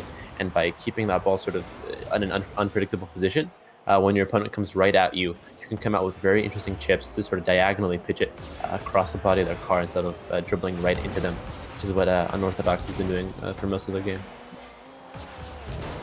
Wow, that was a mouthful. Ike Wolf showing that he's got some aerial ability right there now, going up and winning that one early. And Unorthodox made the challenge and was left well out of position. Ike Wolf is just putting on a clinic. Now, this is the 3rd match in a row where he shows exactly what you can do with even a slight mechanical skill advantage when you can take the ball and do whatever you want with it. And that's what Ike Wolf has shown. Against both of his opponents so far, he's had total control over the ball and just done extraordinary things with it. Wow. You know, Unorthodox flailing around like a cat in a wet paper bag trying to get in the way of this one, and Ike Wolf just crushing it. Though I've got to say, these guys both have immaculately designed cars. They got all the right colors on. They got the ears to match their color schemes. Just absolutely beautiful. Oh yeah, I mean, I'm not a huge fan of cat ears, but I think Odeon is. Maybe, he's with the bows. There's somebody somewhere who loves cat ears as much as these guys do, but looks like the red cat ears are better than the blue ones, as Ike Wolf looking for his 10th goal, and he finds it. And again, looking at his dribble, just focus on his player cam for a second. You look at that, when he's dribbling, it's always on one side. He never brings it forward onto the center, and when he does, he chips it immediately afterwards. So again, Ike Wolf in complete control of that ball, keeping it on the corners of his car, making sure he's controlling where the ball is going, not the ball controlling where he's going. Because a lot of times with dribblers who are starting out, they usually just end up following the ball, and their dribble just ends up them ball chasing. But for the more advanced players, they're taking the ball with them. So it's pretty big difference in terms of mechanical skill, especially with regards to dribbling. I'd like to point out the read there that Ike Wolf had. Ike Wolf saw Unorthodox stay in the net for that kickoff. And I semi-like that decision from Unorthodox. He's been really aggressive on them, and I'd like him to pull back and be more defensive with his kickoffs. But Ike Wolf had a beautiful read on that one and actually stopped himself from taking a shot. And just like we've been talking about, stopped on a dime right in front of the ball and tried to get a dribble attempt started so that he had the ball and didn't give it to Unorthodox and just needlessly waste an opportunity. Really well done by Ike. Just an absolute clinic today. Yeah, definitely. If he was in Rocket League, Rip Chimblade? Well, I think it's just me right now, ladies and gentlemen. Ike Wolf popping it up, going for the bad manners play right there. But Unorthodox able to get in the way of that one. That's going to clear out, and this is going to end. We will have a high score line here, 10-1, maybe 11-1. We'll see what happens with this dribble from Ike Wolf. Ike just puts it down on the ground. That's going to be the win for him, getting the Force of Nature award there for 10 goals. And yep, Chimblade has indeed left the match and left the party. 10 goals for Ike Wolf coming out of 11 shots, showing that ping is no big deal to him. Unorthodox able to put 4 shots on, but only managing to sneak one of them in. Now, this started off as a much more even match. And then as things went on, Ike Wolf just took complete control of this away from Unorthodox. Almost everything Ike did was either a dribble attempt of some kind or a very just control-based play where even when Unorthodox had the ball, he didn't really have much of a chance because Ike Wolf was controlling it. Ike Wolf in game chat is calling for the Quintcast. Quint, are we going to get a Quintcast today? No. No, Quint has saying that he's not getting on the microphone today, so sorry about your luck, ladies and gentlemen. Only I get to hear the beautiful Quint voice. But that's okay. Unorthodox and Ike are coming back into this one. We'll see how Unorthodox responds, whether or not he can manage to fight his way back in, or if Ike just continues to run the gamut here. Now, this is a quarterfinal match, so the winner of this will be going on to the semifinals. So it's not like we're still early in this tournament. And Ike Wolf coming out with strong plays there. Just reading that one really solidly, put a nice little touch on it, and Unorthodox zips by. Now, I don't know what Unorthodox rank is. Oh, Unorthodox has just said that he's a Challenger Elite. Meanwhile, Ike Wolf made Grand Champion in ones today. So, really, the fact that Unorthodox has been able to compete even a bit in this match is really rather impressive. And it speaks volumes to just how much you can do in a ones environment if you stay dedicated to it. Now, obviously, we're going to expect Ike to run away with this one yet after the last performance and in light of their ranks. But Unorthodox has set himself up with an opportunity here. This should tie it up. Ike Wolf outplayed himself just a little bit there. Orthodox up in time for the challenge, and then easy open net shot there. I mean, he could have missed it. I certainly might have missed it. But you'd think that a player at that level is going to be able to put that shot on target most of the time. Let me see, Chimblade's computer is not dead. He's definitely in chat, so we'll see whether or not he makes it back into the match. Ike Wolf now able to read that one off that back corner. Unorthodox almost had the bump, but not able to get it fully and not able to make a play on the ball. Orthodox saying he was looking for the demo on that one. A bit unfortunate. A demo would have been very helpful there, but no dice for him. Orthodox winning out on that one, but Ike managing to get back and take control. And Ike with the strong dribbles again, getting the bumps out of the way. He takes a 3-1 lead with 3:45 in the match. And, oof, that bump there at the end, just savage.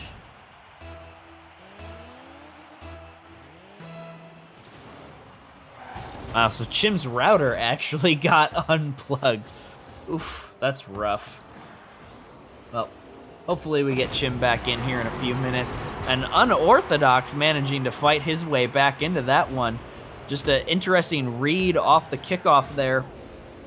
Orthodox going for the challenge, and Ike Wolf coming in just a second too late and technically own goals that one, as he was the last to touch it. Though, to be fair, that's not much of an own goal, just kind of an accidentally he got the last touch. Ike Wolf on control this one now. Orthodox gets the boost steal and manages to get both, so Ike's going to be running a little bit low here on this push. Unorthodox making some unorthodox touches. See, guys, I can pun. Told you I can do it. Some unorthodox touches to try and get that one cleared out, but Ike going to send it right back in, play it up off the wall, and take the easy shot. 4-2, Ike Wolf with 3:09 left in this match.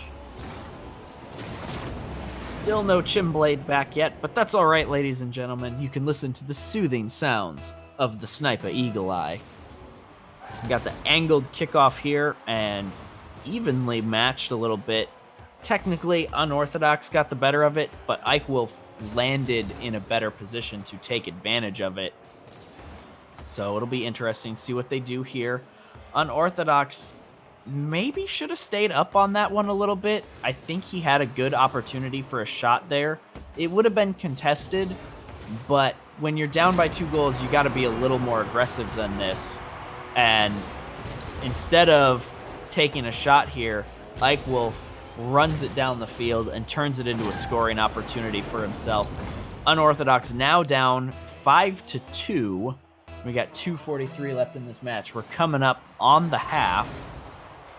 And this one's turning into a bit of a high-scoring affair. But even though it's still a high-scoring game, it's been a much more even match. Unorthodox is doing a good job of contesting things. And now that he's contesting more of these balls, he's actually doing a much better job. He's definitely a presence in this game.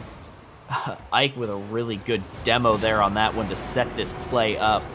And it's hard sometimes to build an attack off of a demo because it sends your opponent all the way back to their side of the pitch.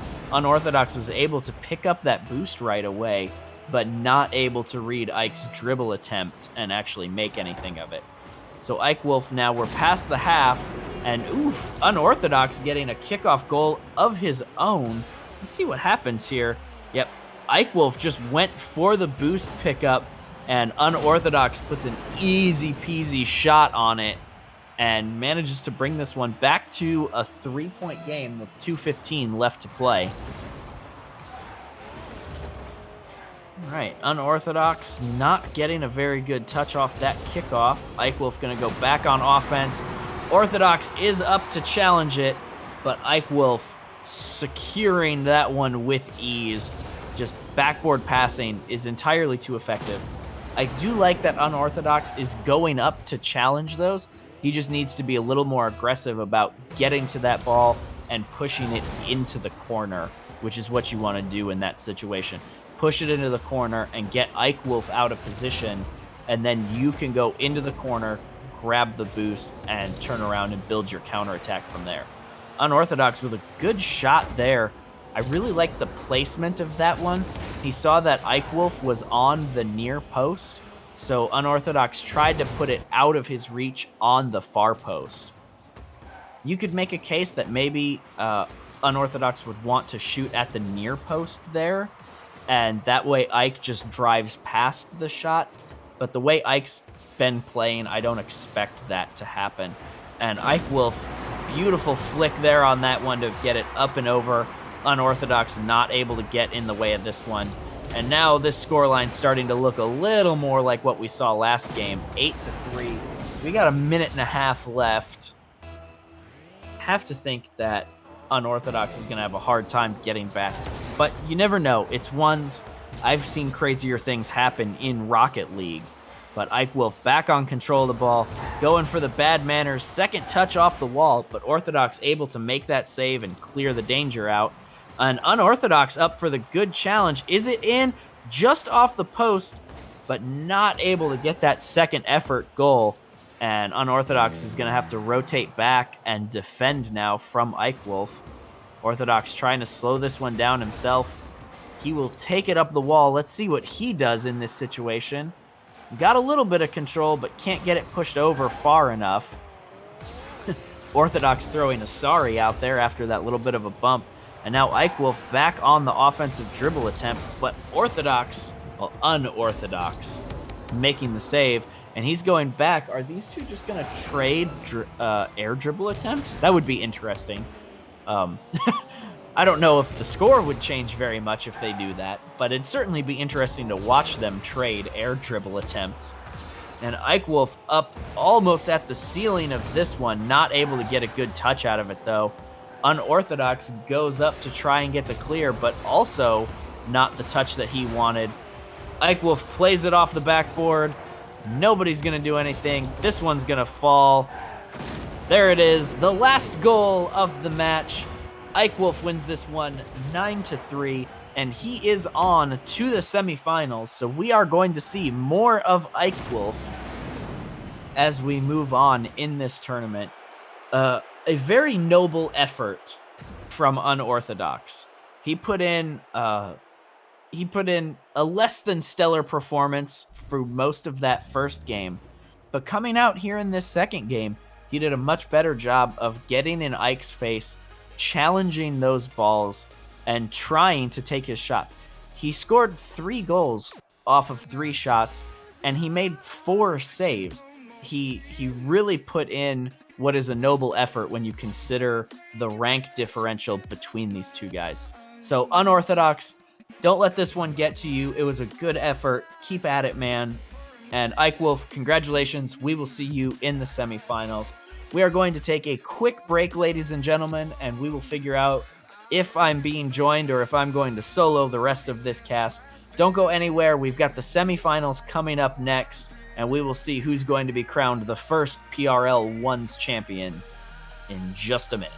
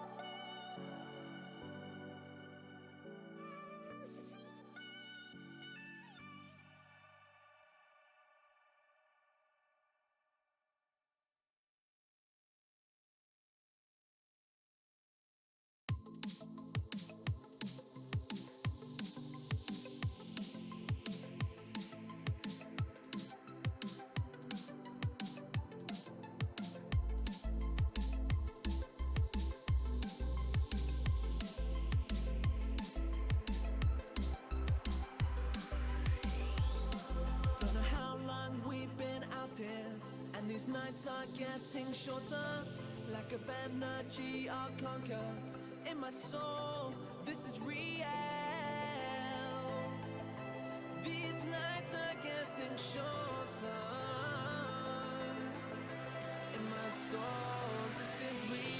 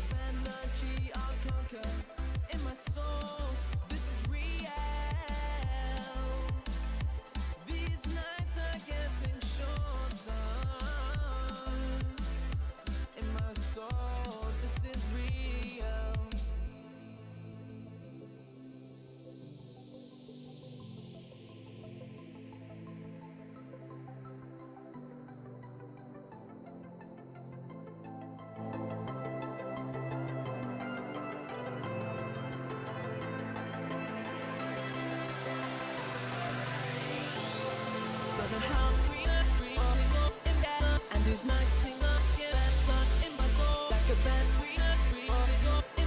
in my soul. This is real.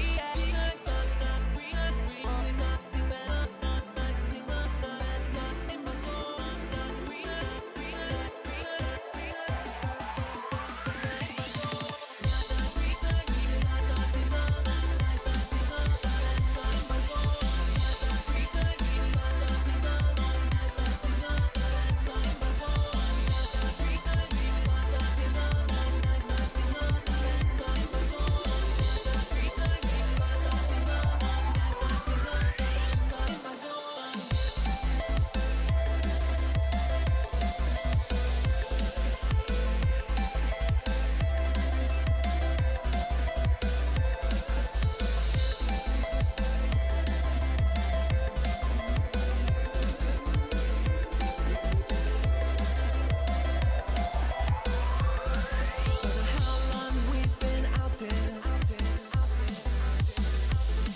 Like a bad energy, I'll conquer. In my soul, this is real. These nights are getting shorter. In my soul, this is real.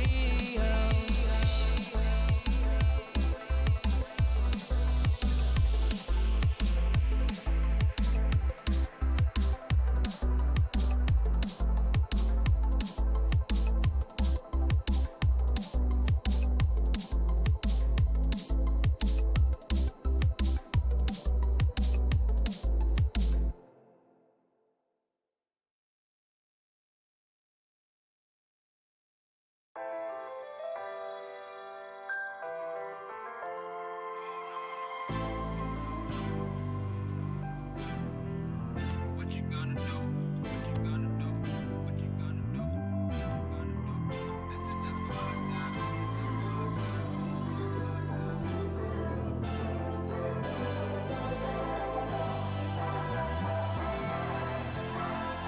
Yeah, I can never ever find the right words, and there's no way this is real life. There's no telling you're the right girl, so I can only say that it feels right.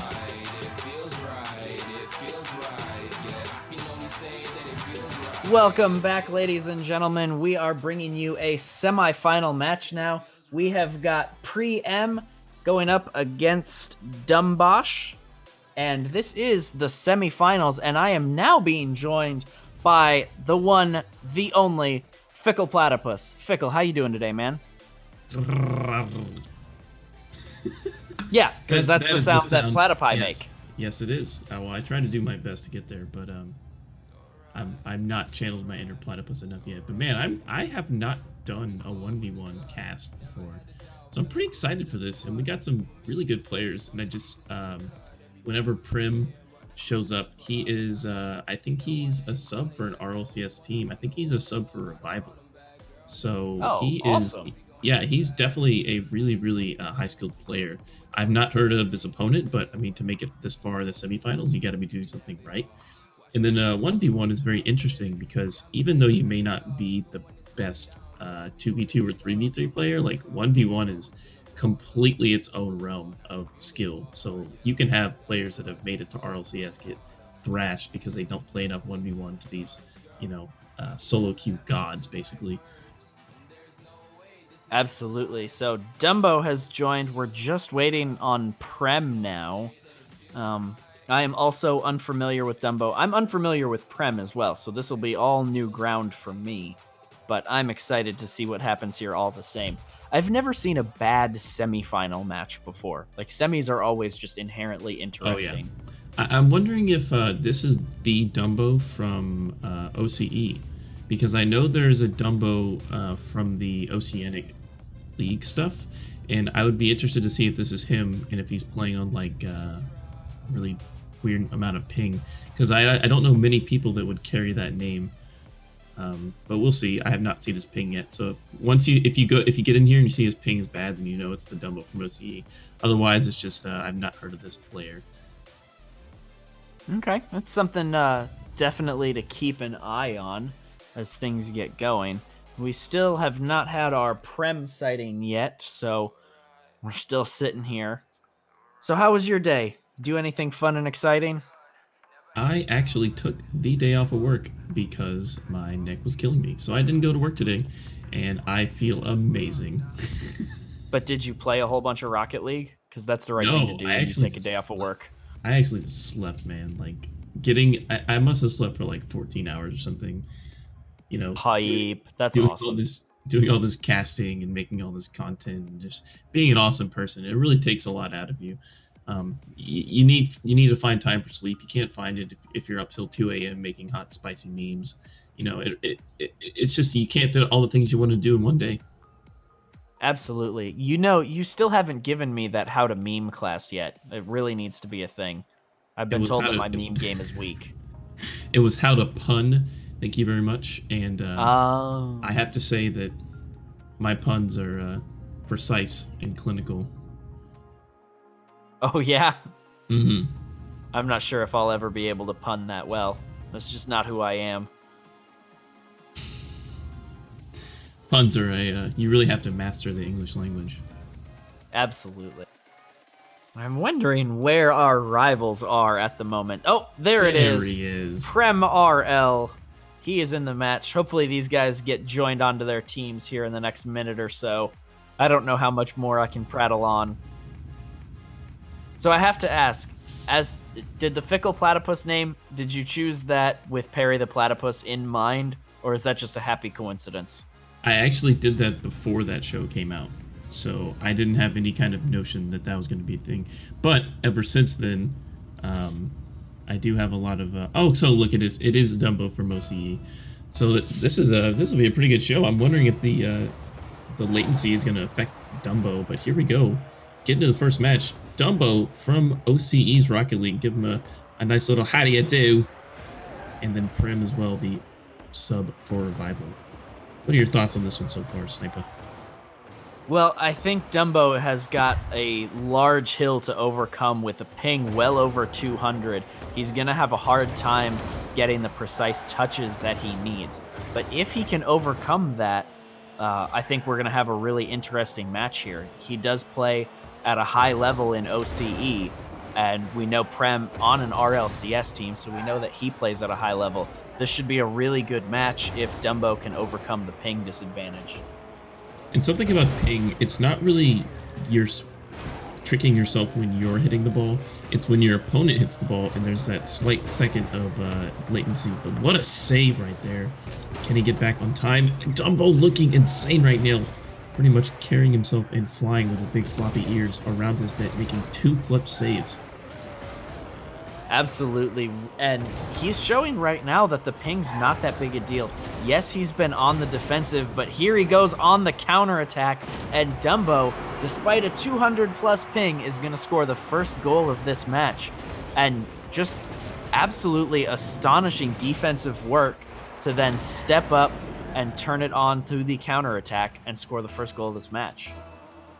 Interesting. I don't really know what Prim was thinking in that scenario. Like, in a 1v1, you really don't want to even, like, go up for much aerials. And look at that. It's got to be a kickoff goal. It is a kickoff goal. Kickoffs are so important in 1v1s. Absolutely. And it's so hard sometimes because you want to try and win your kickoffs and show up in an advantageous position. But at the same time, if you play them too aggressively, you end up just leaving yourself open. And that's exactly what happened to Dumbo right there. Prem played a safer kickoff and was able to turn around.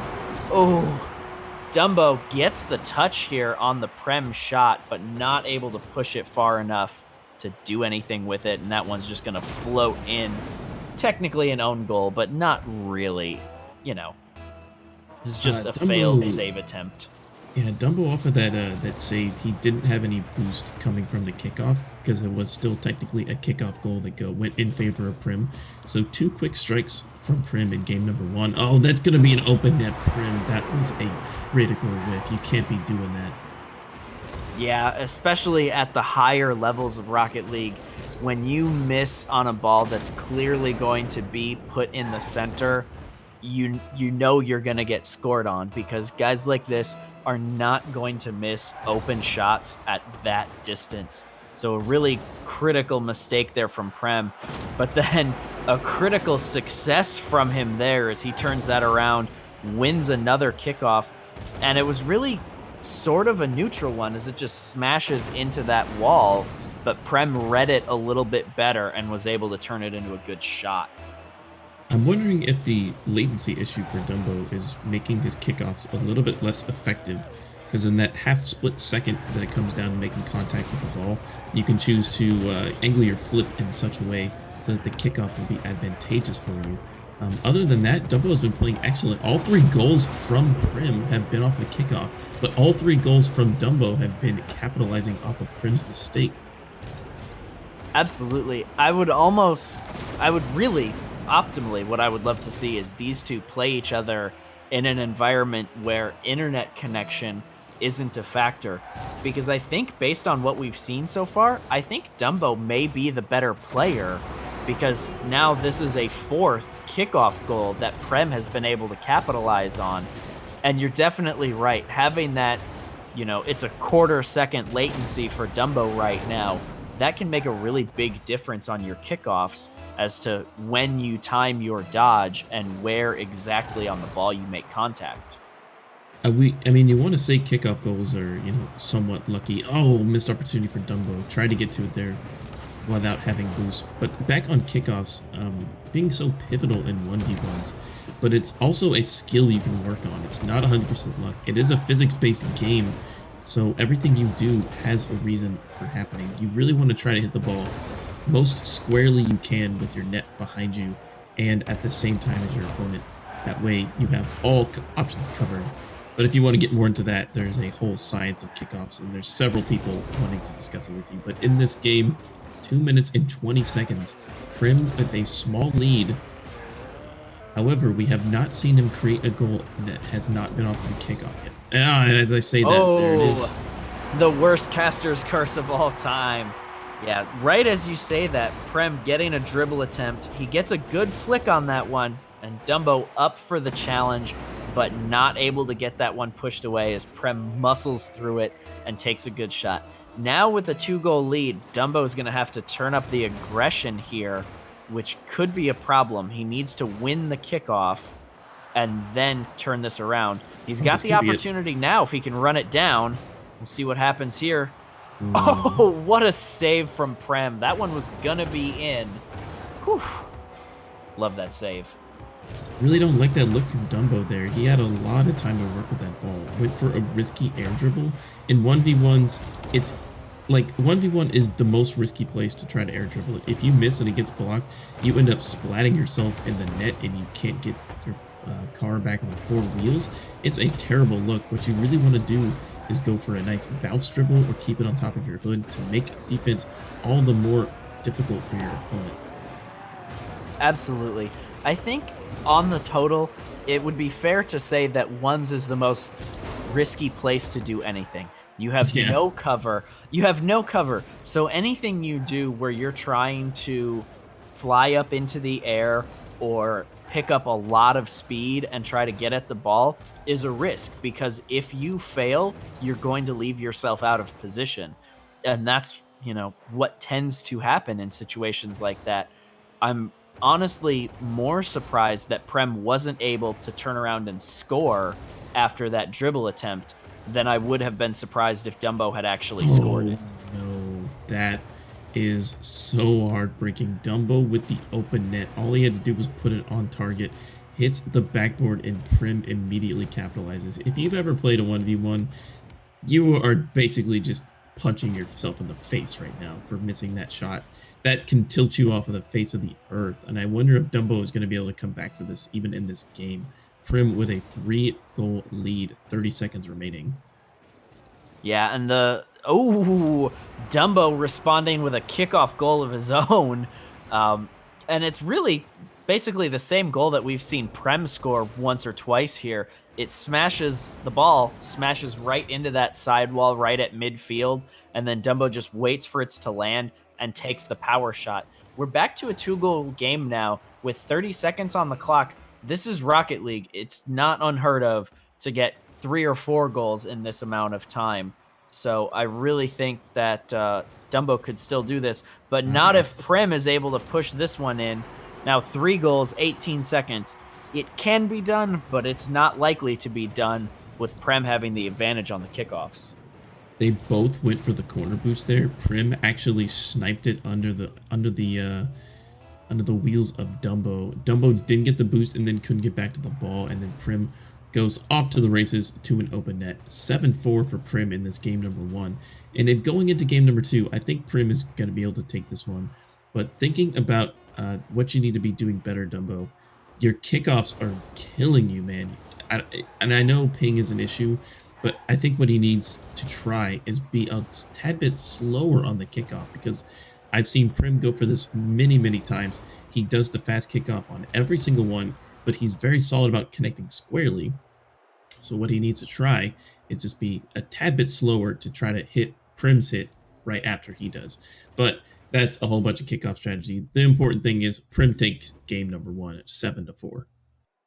Absolutely. And a good showing in the end for Prem. His first 4 goals were off of the kickoffs, but he was able in the later half of the game to start putting some offense together of his own with some good dribble plays and some really strong counterattack plays.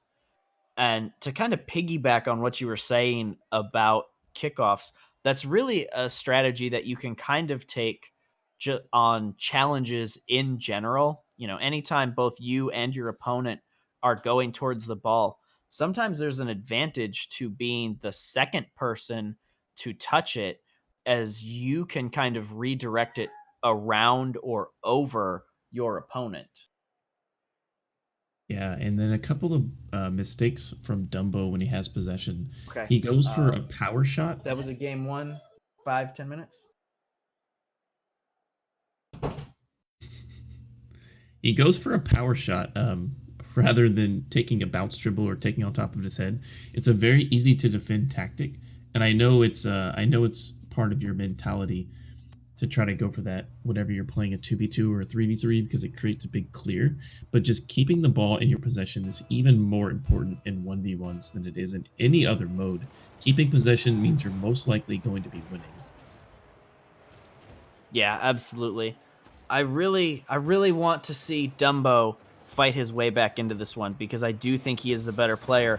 Though Prem taking the early lead on this one, just running Dumbo around and managing to get there. Dumbo so close on that one, though. He was just flipping parallel to the ball, and Prem doing a good job of waiting to not hit that ball so that he could get it around Dumbo.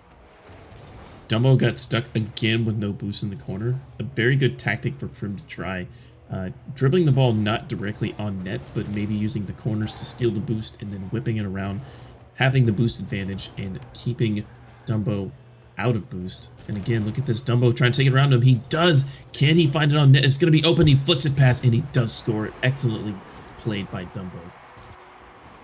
That was really beautiful from Dumbo there. Prem throwing himself in the way of that one, and Dumbo taking it nice and slow, driving it around Prem. He didn't really juke him or anything. He just put the ball on his hood and drove it around. Dumbo going to get the better of that kickoff, and it looks like he got mid-boost. Nice. He goes up for the shot, and Dumbo, with another kickoff goal of his own, taking the lead here, 2-1. That's a bit of a mistake and greed from Prim. Took all the time in the world to go into the corner and grab full boost rather than defending the net. He may have been able to get back if he went directly on course for his own net and maybe flicked it back, but goes for the boost and gets scored on off of the kickoff. Dumbo looking so much better in game number 2 already. I really like the way Dumbo has come out aggressive in this one and playing a really solid mechanical game. And one thing Prem needs to keep in mind is that there is no game mode where ball control is more important than in ones. Because if you give up ball control, you are more than likely giving your opponent an open net. And that's exactly what happened with that last goal. So you have to not throw that away, get in your opponent's face and challenge him. Dumbo with what a phenomenal save there. Wow, Dumbo is just putting on a show right now. He is running out of boost though, scrambling. I can tell he's on empty tanks here, trying to get it around, and Prim knocks it away. He's going to try to grab that corner boost first before going in for an attack. Nice little touch, grabbing the corner boost, but Dumbo again. He's going to get this ball. Can he put it on net fast enough? Can Prim get back to time? No, he does not. Defense turns into offense for our big-eared Dumbo. I love strong counterattack play there. And Dumbo sees the opportunity and powers a shot in from a really incredible distance there. I think that one had some ears and flew off all on its own. That was just beautiful. You're getting better, man. Oh, no, Dumbo. I'm trying. I'm really trying. That's a pretty hard shot to put on net off of the kickoff there. Prim grabbing the side boost as well. I like this look a lot. Tries to put a power shot in. That's not where you want to hit it, though. I love the idea, though. Oh, being savage as well. Prim trying to get the ball on target. Doesn't take the best path. That's going to be blocked by Dumbo. Prim being a little bit anxious there because he had Dumbo demoed. Thought that he could just work it directly towards the goal, but he had a lot more time to work with.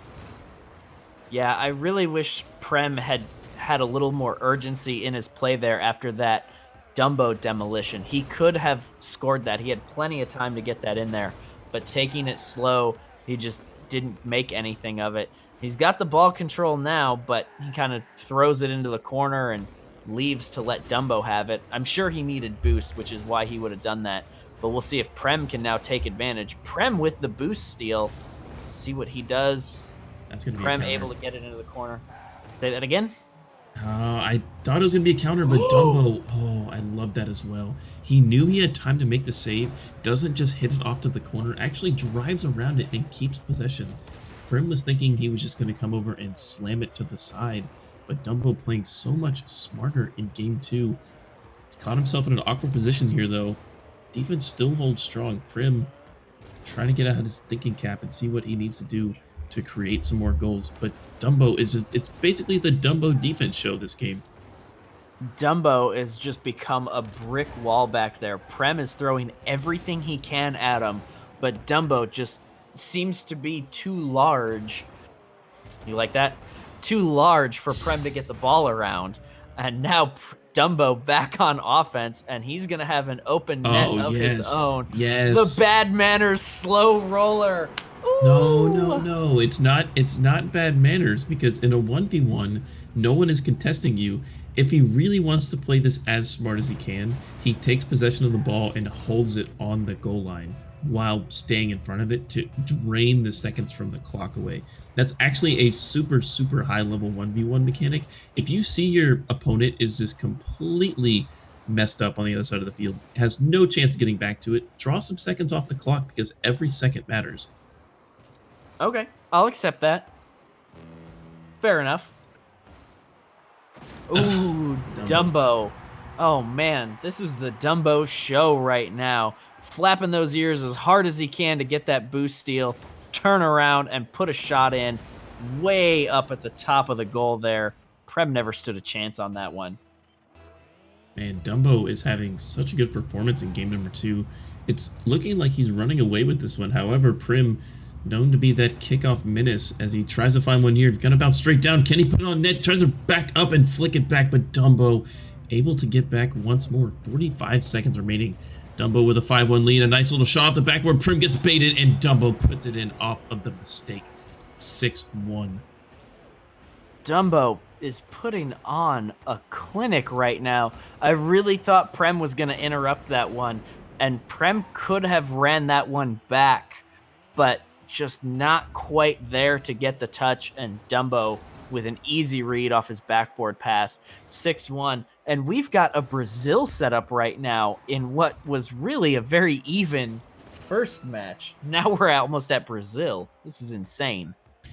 If you took away all the kickoff goals that Prim scored in game number 1, you would have been left with a tie game. And in this game, Dumbo basically has not been scored off of a kickoff. The goal that Prim did score, I believe, was off of a nice little midfield flick and beat Dumbo off of no boost. But Dumbo is playing the kickoff better now. Maybe he listened to what I had to say, or maybe he didn't, because I don't know anything about 1v1s. All I am is a caster. That makes sense. But this is going to bring it to a halt. The clock has struck 0. And the game is now over. Dumbo has forced a game 3 and done so in a very dominant fashion. And after the game 1, if you told me we were taking this to game 3, I might have giggled at you. But now the question has to be, what can Prem do to fight his way back into this one? Prem needs to take better chances on offense and create a riskier situation for Dumbo. There was like a solid minute of play where Prim was basically driving it straight into Dumbo, not taking a very difficult shot to block for Dumbo, making it look like Dumbo was playing solid defense, which he was. But again, Prim he's not using any like delayed flick tactics. He's not using any bounce dribbles. He's not using any demos even. Maybe that is something to look for. Demos is a very valid strategy in 1v1. But he's got to change something. And if he continues to use the same kickoff, I think Dumbo has scouted that. One of my favorite plays to watch in ones is the slow roll pass in the corner and then go straight for the demo so that you can get the easy one. And I really don't think that would work at this level of play, but I'm really hoping it does just because I love seeing it. And it doesn't even have to be a complete demolish. Even if you just bump them or make them jump, it still would create some kind of offense. And look at this, Dumbo completely scouting Prim off of the kickoff. 4 seconds into game number 1, and Dumbo has a kickoff goal. That was just beautiful, and he really did exactly what you said there. He kind of slowed down a little bit to get that, second touch and really read what Prem was doing, and then the read off of the wall to put that one in. Just absolutely disgusting. Dumbo, fantastic player, showing us exactly what OCE has to offer. Off to the races now. Who's going to get there first? Dumbo's going to get there first. 2 goals in 16 seconds. Wow. Both players out of boost there, and Dumbo got the corner boost, and that was what decided that goal. If Prim snipes that corner boost from Dumbo, Dumbo can't get to it. Even if it's rolling towards Prim, Prim got stuck in no man's land with no boost and the ball rolling towards his net. Quick 2-0 for Dumbo, and this is game number 3. And if we need to remind you, Dumbo, one of the top players from the OCE region, Prim from the ceiling and the air dribble. That is phenomenal from Prim. When we talk about the demonstration that Dumbo's been putting on, Prem showing he's got just as much control there. Great job of boosting to that one, getting the last touch at the last second to push that one around Dumbo. That was a beautiful goal right there. And Prim's touch, to note, he actually used a backflip to kick it off of the wall and not create as much momentum towards the net, and Prim playing so much scrappier now, and I'm wondering what Dumbo is doing on the defense here. Yeah, just really not thinking about that ball. Prim scouting that all the way. If Dumbo lands that on top of his car, Prim was in a very, very bad situation going for boost and gets rewarded from Dumbo's little bit of a hectic play trying to get it out of his own net. Yeah, most of the time you say that you don't want to clear a shot into the middle of the field. Most of the time you want to clear into the corners. But you have to remember that this is ones now, and you want to clear the ball where your opponent isn't. And in this case, that would have been straight down the middle of the field.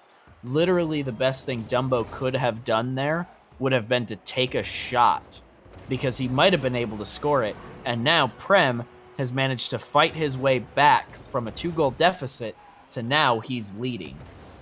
That was such an interesting touch from Prim. He drove at it as he was going to take a shot, but actually cuts on the outside of the ball and knocks it inside to where Dumbo was not blocking. Dumbo was fully intending for Prim to take a shot there and block that angle, but Prim just hitting it off the wall, coming right back on himself. That's going to be capitalized by Dumbo. I don't see this not going in. Prim feeling himself a little bit too much and gets punished off of this simple play.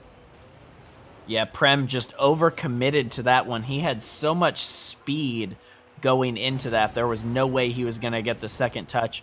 And the way Dumbo has been playing, you can't give him an opportunity like that because he's going to run it down the field and put it in the net. He's done so almost every time he's had the opportunity. And now we're back to a tie ball game. And we're not even at the half. We've seen 6 goals already. This is awesome. All right, 3 minutes and 30 seconds remaining in game number 3. Can Dumbo come back onto this game? Here comes Prim with the ball. Gonna get it, puts it down right. Humdinger into the corner. Dumbo up on the wall, trying to play it down once more. Gets behind it, lands on bottom of it. That's very good skill coming from Dumbo. Dumbo driving down the field, getting the boost is Prim, though. Prim starving him, and people are in a little bit of a tizzy here. Can Prim carry it around, carries it on his car, flicks it over Dumbo. Dumbo playing it into the corner. Following Prim. Prim on the ball once more. Dumbo makes the What save. exactly Prim is a It's tizzy? gonna be a score for Prim. What exactly is a tizzy, might I ask? It is a state of calamity where people are confused. Oh, okay. Speaking of being confused, Dumbo not quite able to find himself to make the save on that one, and now Prem has re-established his lead, though Dumbo getting the better of this kickoff. He's going to drive it down. We'll see what he does here. He pops it up, and straight over Prem. We are back to a tie ball game. 8 goals. We're not even at the half yet. This has turned into an outstanding Game 3. That touch from Dumbo was so deceiving to Prim. He could have done 3 different things with that ball. He could have, that short little pop, he could have tried to aerial it and put a power shot in. He could have let it go, or he could have done exactly what he did and use his double jump to create just enough loft to beat Prim out to the ball. And that's how he scores 4-4 in game number 3. And this is an insanely close series. I really like the way that Dumbo gave himself so many options there. That's something that a lot of players don't think about, is how can I not just create an opportunity, but how can I create a multitude of opportunities?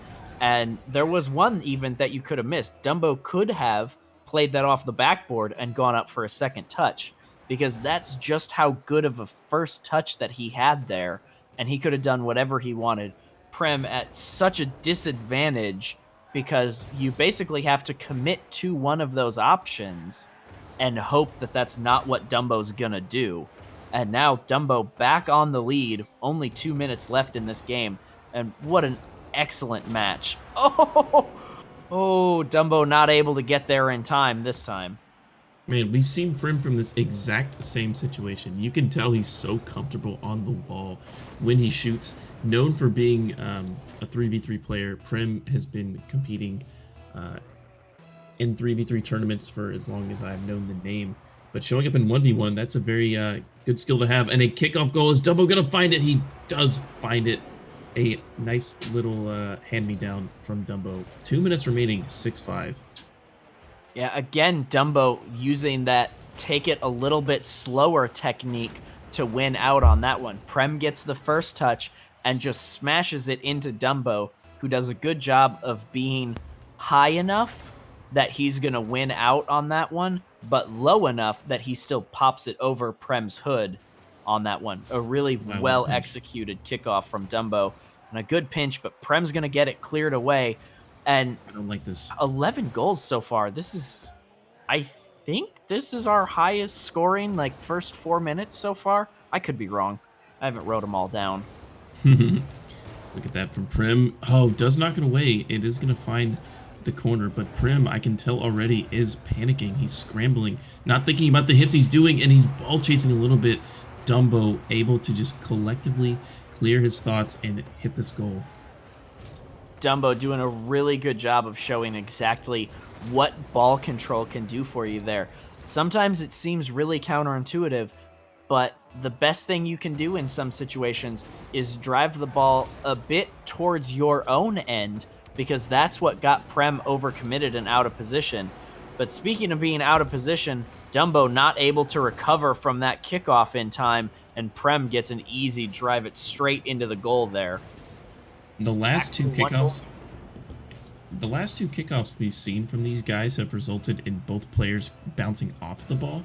If you think about it purely based on physics, if both of the players bounce off in the same direction that they came into, that means that they approach the kickoff in the exact same way, which is what they've been doing recently. So Dumbo kind of has Prim figured out on the kickoff as opposed to game number 1, and now is scrambling to try to get back into it. Only a 1-goal differential, but a minute remaining, anything is possible. It also means that they would have had to hit the ball at the same time. Otherwise, the ball would have picked up more motion. And so Dumbo's idea of, I'm going to slow down so that I can get the win on his fast kickoff. Now, Prem is doing the same thing, slowing down, trying to avoid the dunk from Dumbo. And that's really the cat and mouse, rock, paper, scissors nature of 1v1 kickoffs, is that when you do one thing, there's a counter for it, and the counter for that will have a counter of its own. And so it's really just phenomenal to watch the matchup between these two and how it's evolved. 15 seconds left. Do you think Prim can put the tie one in and take us to an overtime in game 3? If Dumbo is smart here, he takes every single drop of possession here. And that is a really smart thing to do because you waste so much time with the ball having hang time. But 0 seconds remaining, Prim on his last leg grabs full boost. He might be able to do this, puts it off of the backboard, but he's in a bad position to shoot it. Can he get it around? No, that touch is going to do it. Bad first touch off of the backboard. And Dumbo wins it in 3 games, a super close series altogether. Yeah, that was absolutely amazing, the comeback that Dumbo had. Prem doing such a good job with his kickoffs in game 1. Dumbo had to counter that in game 2. And once Dumbo figured out how to defend the kickoffs, then he is suddenly a major force to be reckoned with. And now he's going to go to the finals of our tournament. Yeah, GG's to Prim as well. Really getting, I would say, quite a bit fortunate in the first game, but showing in the third game how close this series actually was with 1-goal differential. If we look at the series score, 7-4 in the first game in favor of Prim, 1-6 in favor of Dumbo, and then a 7-6 in game number 3. Completely, I can see the actual adaptation that Dumbo was making over the course of this game, and I don't know if Prim was thinking the same thing. Getting the series score a little bit closer, but some pivotal mistakes he was making cost him that game number 3. Absolutely. And both of these guys, such good players. You look at it coming down to the last second of a game 3 in a best of 3 series. Who's to say that if this were a best of 5, that maybe Prem doesn't make an adjustment in game 4 to force a game 5 and then take this one away himself? Like, you just never know what's going to happen. These two players were both so good. It was such a joy to watch. However, we are going to take just a small break as we get our next match set up. It is going to be the other semifinal match. So we'll have 2 more. We'll have the other semifinal, and then we'll go on to the final, which will be a best of 5, the winner taking home the $50 prize. So don't go anywhere. We'll be back in just a moment, ladies and gentlemen.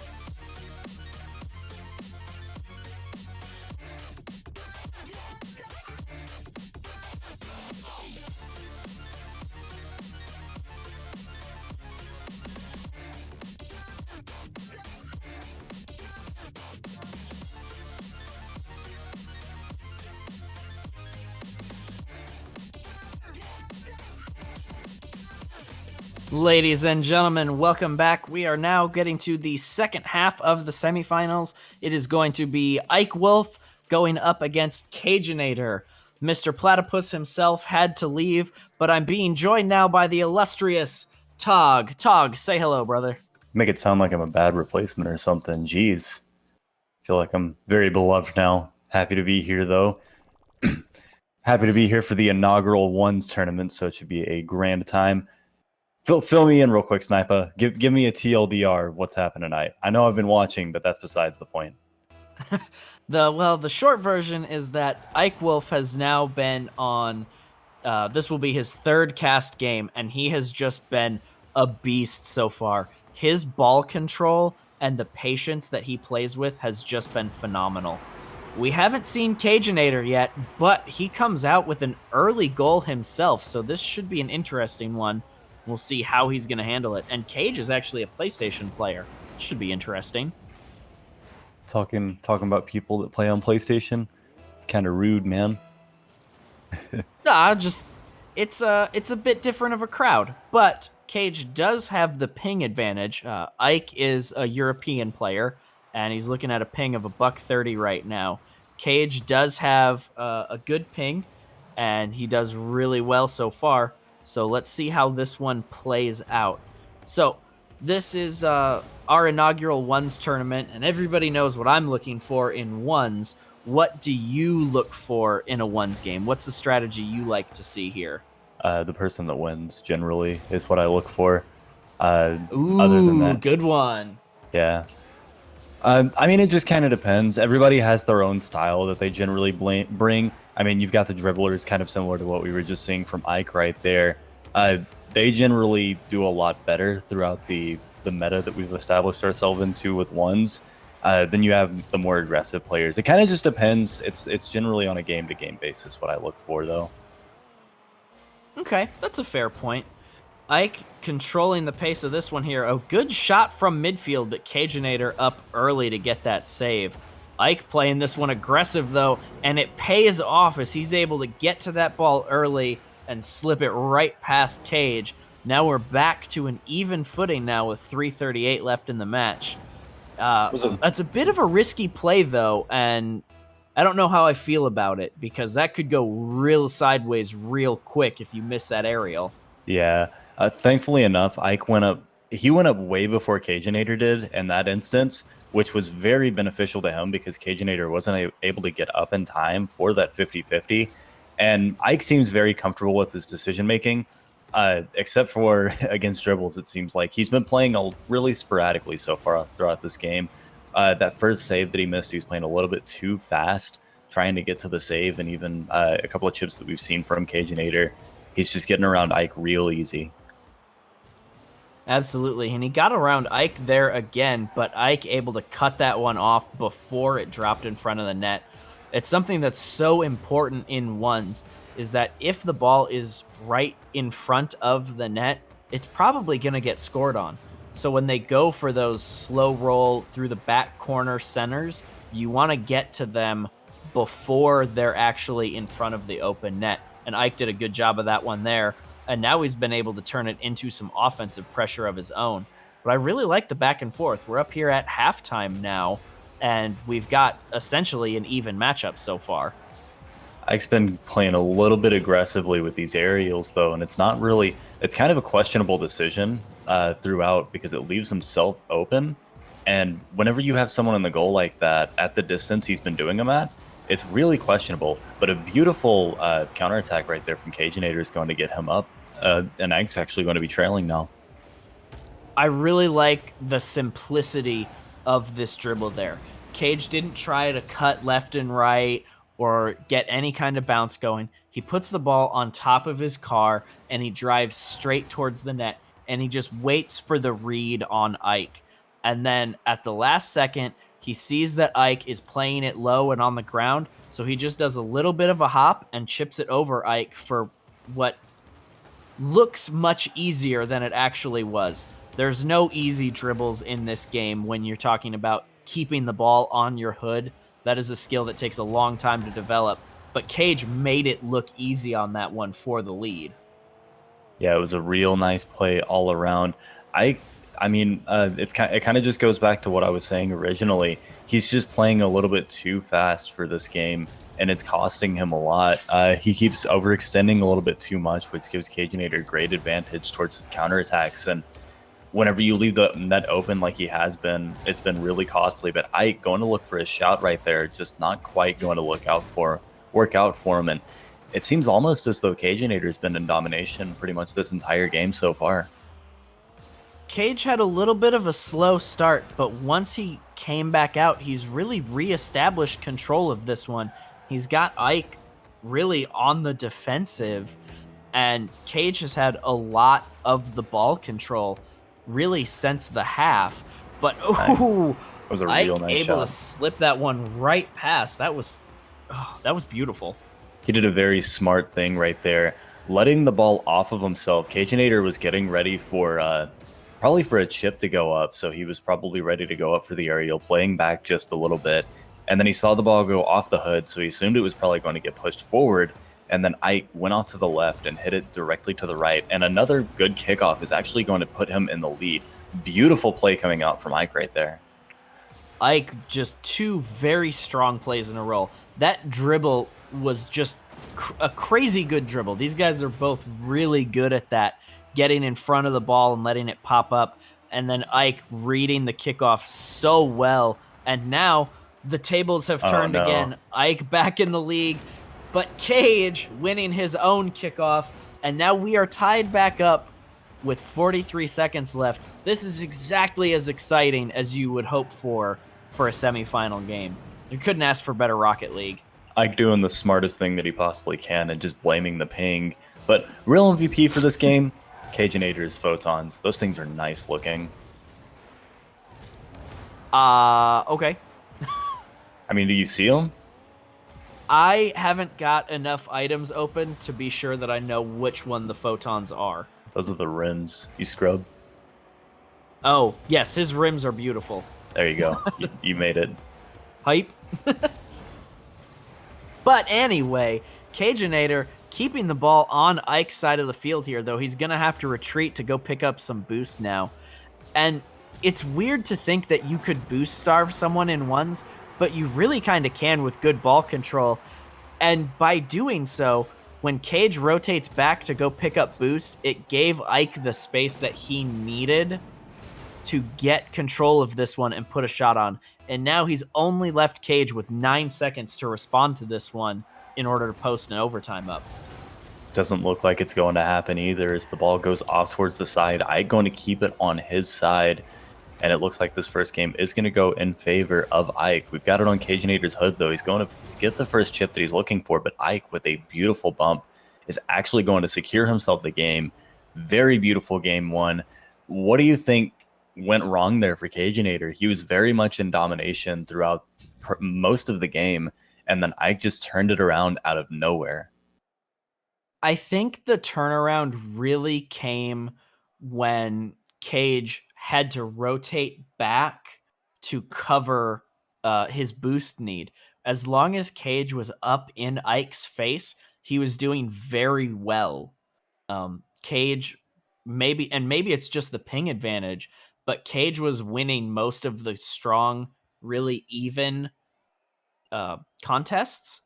And it's only when he gave Ike space to do what he wanted to that Ike was putting his goals in. So hopefully, if Cage is listening right now, you decide to come out there and be more aggressive. If you're Ike and you've winning this one and you want to put this away in 2 games, you need to keep the space and you need to play it smart and maybe just a little bit safer because Cage is going to take advantage of the opportunities you kept giving him. Have to see what happens here going into game 2. My money's on Ike personally, but I think that Caginator can definitely still win this thing as my knuckles just destroy themselves real quick right there. But we'll have to see what happens. Was glorious. It was pretty awful sounding, but it felt so good. If you had to call this one right now, do we see a game 3 or does Ike Wolf put this one away? Oh, that's a hard one. With kickoffs like that, I would say we'll see a game 3. I absolutely hope so. And kickoff goals are some of the most frustrating goals to let in Rocket League. Like, kickoffs are hard, and the way we practice them traditionally is in a team environment. And in a twos match or even Oh no. a threes match, that would have been a perfectly acceptable kickoff. It's only in ones that that's a bad kickoff, and so it's, really difficult. But Ike taking control of it, and 16 seconds, and now we've seen 2 goals already.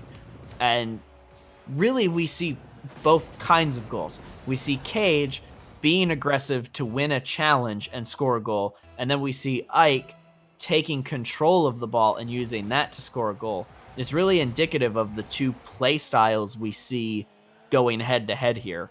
I So would it'll be definitely fun to say see how that this both one of plays out. those. I would definitely say that both of those goals were very close, similar style goals. They both seemed as though they were more kickoff style goals. It was just Cageinator was still on the attack and didn't stop to get himself any boost, which ended up costing him the goal right there because all he could do was uh, try to just front flip his way to the goal, but it just didn't work out for him. And now we've got another battle royale going on with each other, and see what happens here. I love the way these players are using a strong bump game to try and establish that. Ike going for the fake out and then the bump there, but Cage didn't buy it, read it so well, took control, and ran that one all the way back down. And that's the power of the counterattack there, is that if you can stop your opponent's shot, you're gonna leave them out of position in a ones game. And Cage showing exactly how that works right there. Couldn't have done that one better. Yeah, that's the real dangerous thing about bumping in this game too, is if the other person, like in Cageinator's case just now, goes up to try to aerial front flip into the ball, what have you, then it's generally not going to work out for you, and you're just going to leave your goal exposed, which is exactly what we saw right there. That was a crazy shot there from Cage and an even crazier save from Ike. But Cage ends up getting the better of that exchange, takes control of it, and just puts that one away. Ike was coming out with a counterattack of his own, trying to channel his inner Cage there. But Cage read it very well, put that one to a stop, and has now taken the 2-goal lead. Oh, wow. That was interesting. From Cage, not going for kickoff, he actually rotated back for boost, I believe. I believe you're right. Ike with an open net of his own now, and he's going to put that one in. 3:14 on the clock. We're back to a 1-goal game. And here we saw Cage just too far behind on that challenge, and Ike able to push it around and then has an easy shot to bring this one back to a 1-goal game. This is really a beautiful battle of the wits between 2 high-level players. This is such a joy to watch. Definitely, regardless of what happens, even if Ike ends up losing, he can always blame it on the ping, or he can blame it on the fact that it's what time there? Ridiculously late. Yeah, it's probably around 2 or 3 in the morning Ike's time, depending on where in Europe he is. That's like 4 hours. No, that's more like 6 hours. Oh, it's 4 o'clock in the morning? That's like 8 hours past my bedtime. Jeez. But how did you speaking do of that? Ike and the bumps right there, he puts that one up onto the crossbar, sees that it's not going in, and instead of going for the shot right away, he goes for the bump on Cage to make sure that he has an open net to shoot at. That was really well done. Now Cage gonna Oh, back what a off and let shot. Ike take his shot, and Ike not able to get this one into the net, and Cage is gonna be able to turn around and build some counterattack, but he's very low on boost, so we'll see if he can get a boost pickup here. Ike so far has been starving him, though. Ike gonna be able to get back and deal with this one before Cage gets any boost. Cage picking up a boost now. He's got the open net, and there's the goal, reestablishing that lead with 2:15 left in the game. This has been so back and forth. Truly phenomenal to watch these guys. Yeah, unfortunately, on that particular instance, Ike Wolf went for the left side flip when he should have went for the right because it ended up actually putting him off target, and he just kind of flew off to the side. which ended up costing him the goal. Still a very close game, and I mean, these two styles clashing very well against each other. And there's going to be another goal for Ike, and we're going to have another equalizer. Ike doing a very good job of reading Cajunator, chipping it straight over him. And Cajunator was just really high into the air, so that ended up just making him float away. And real easy open net for Ike, and we've got a tie game on our hands here. It's so hard sometimes because everything you learn as a 2s and 3s player says you should probably go up for that ball. And Cajunator answering right back. But in 1s, every time you're in the air, you're just taking such a gamble. And if you're not the closest person to the ball, it's probably just not a good idea to be in the air, because somebody is going to, your opponent will beat you to it, and you'll get burned like Cage did on that last goal from Ike. But Cage responds well. He's got the ball and the lead now. We'll see how Ike responds to this. I would say that I disagree with you on going into the air. It is definitely a very risky move, but it's I would definitely say it's a very high risk, high reward style of situation where if you're the first one into the air and on offense, then generally it's going to work out for you very well, assuming you don't whiff, of course. Assuming you don't whiff. But I'm not saying don't go in the air at all, but when the ball is closer to your opponent and you're going to fly to it, that is so high risk. But Ike taking control of this one, he's got a 2-goal deficit that he has to fight through now. And Cage, like we talked about after game 1, is right up there in Ike's face. And I think that's probably a big part of why he's been able to establish this lead, is that Cage has been doing a really good job of challenging Ike and making Ike fight for all of his possession. I really like this game 2 Cage has put together. Ball heading back on over towards Cage's side of the pitch now. Cage immediately going to respond to it, and that's going to be just off target. Ike trying to get the clear out of there, but Cage actually played it back a little bit, being very smart and watching his opponent. He's going to look for the chip there, but Ike once again with a very nice save, picking up a savior or another. No, that'll be his first savior for this match. That's going to be an interesting 50-50 and another goal for Cage rather. And once again, it's just going to be the little mistakes from Ike and the bad 50-50s that are costing him all these goals. But whenever it comes down to it, that's all that really matters too. Absolutely. And again, we see another perfect example of Cage's ability to win challenges out over Ike. Ike has a lot of really strong ball control, and he's able to put some really good shots on. But when Cage is up in his face, he's just devastating with his attacks. And now with a 4-goal lead and only 20 seconds left, I think game 3 is all but an assurance at this point.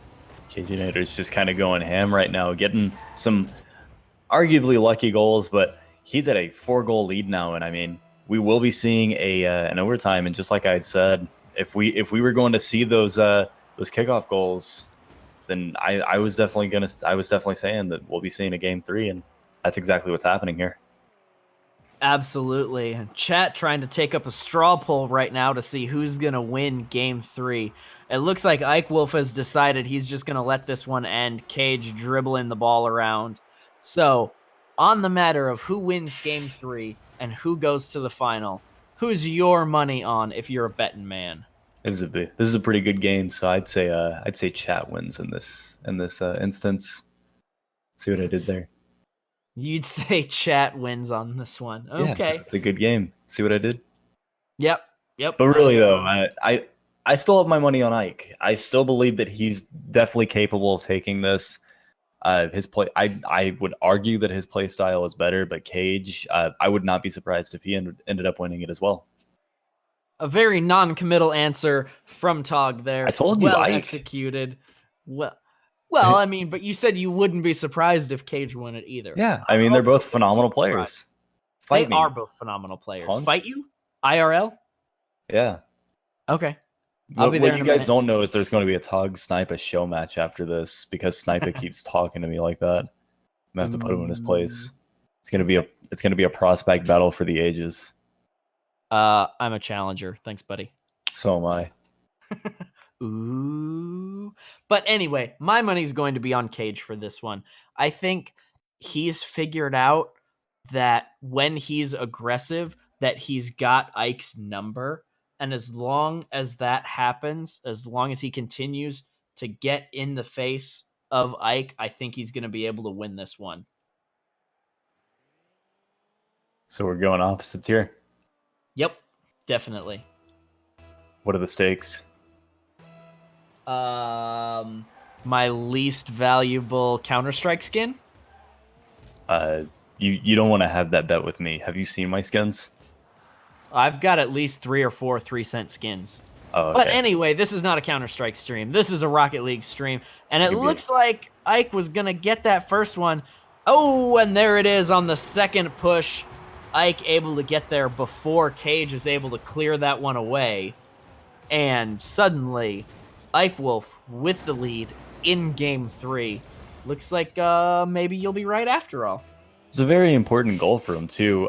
Not only for the fact that that's going to put him in the lead early on, but as bad as the last game was, that's going to give him some light of day, and it's going to give him a little bit of momentum compared to what we were seeing. So that should be putting him in a better mindset, and we're immediately seeing it as well as he scores another goal here. I think Ike probably is the better player with the lead than Cage because Ike excels when he's able to slow the game down. And it's easier for him to do that when he has the lead because he's not under the pressure of trying to come back. And so really it will be a matter of Cage trying to force the confrontations while Ike can just play for time, which is playing to his strength. Oh, this should be interesting. Ike getting there just in time to make the clear, and he's going to be on the offense, but Cage with a really nice bump is going to secure himself his first goal of the game. Very smart play by Cage, reading that not only did Ike have the clear there, found himself to the ground really fast, noticed that Ike wasn't going for the boost, picked it up, rotated around, and found himself a real quick goal. Very smart play. It was absolutely beautiful to watch. And again, the aggression of Cage winning him the day on that exchange. Now Ike showing what he can do with his ball control. Let's see if he wins this dribble attempt. But it doesn't look like it. That pop falling on a very Cage landing. Oh! And Cage with a beautiful dunk on that backboard read. There's almost nothing you can do if you're Ike Wolf in this situation. Yeah, Ike Wolf kind of just tried to get up and stop it, try to win that 50-50.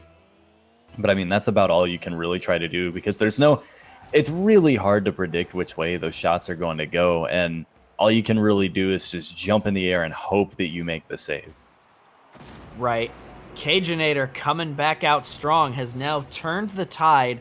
Cage is back in the lead and just, again, using his aggression to get in Ike's way. And you can tell Ike wants to play a slower pace of game.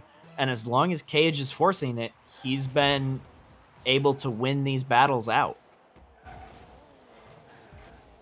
Both players rotating back for Booth. Cageinator going to get the hit, knocking it right on back down, doing a really smart job of maintaining possession of the ball, reading where Ike is. That's a really big part of ones as well.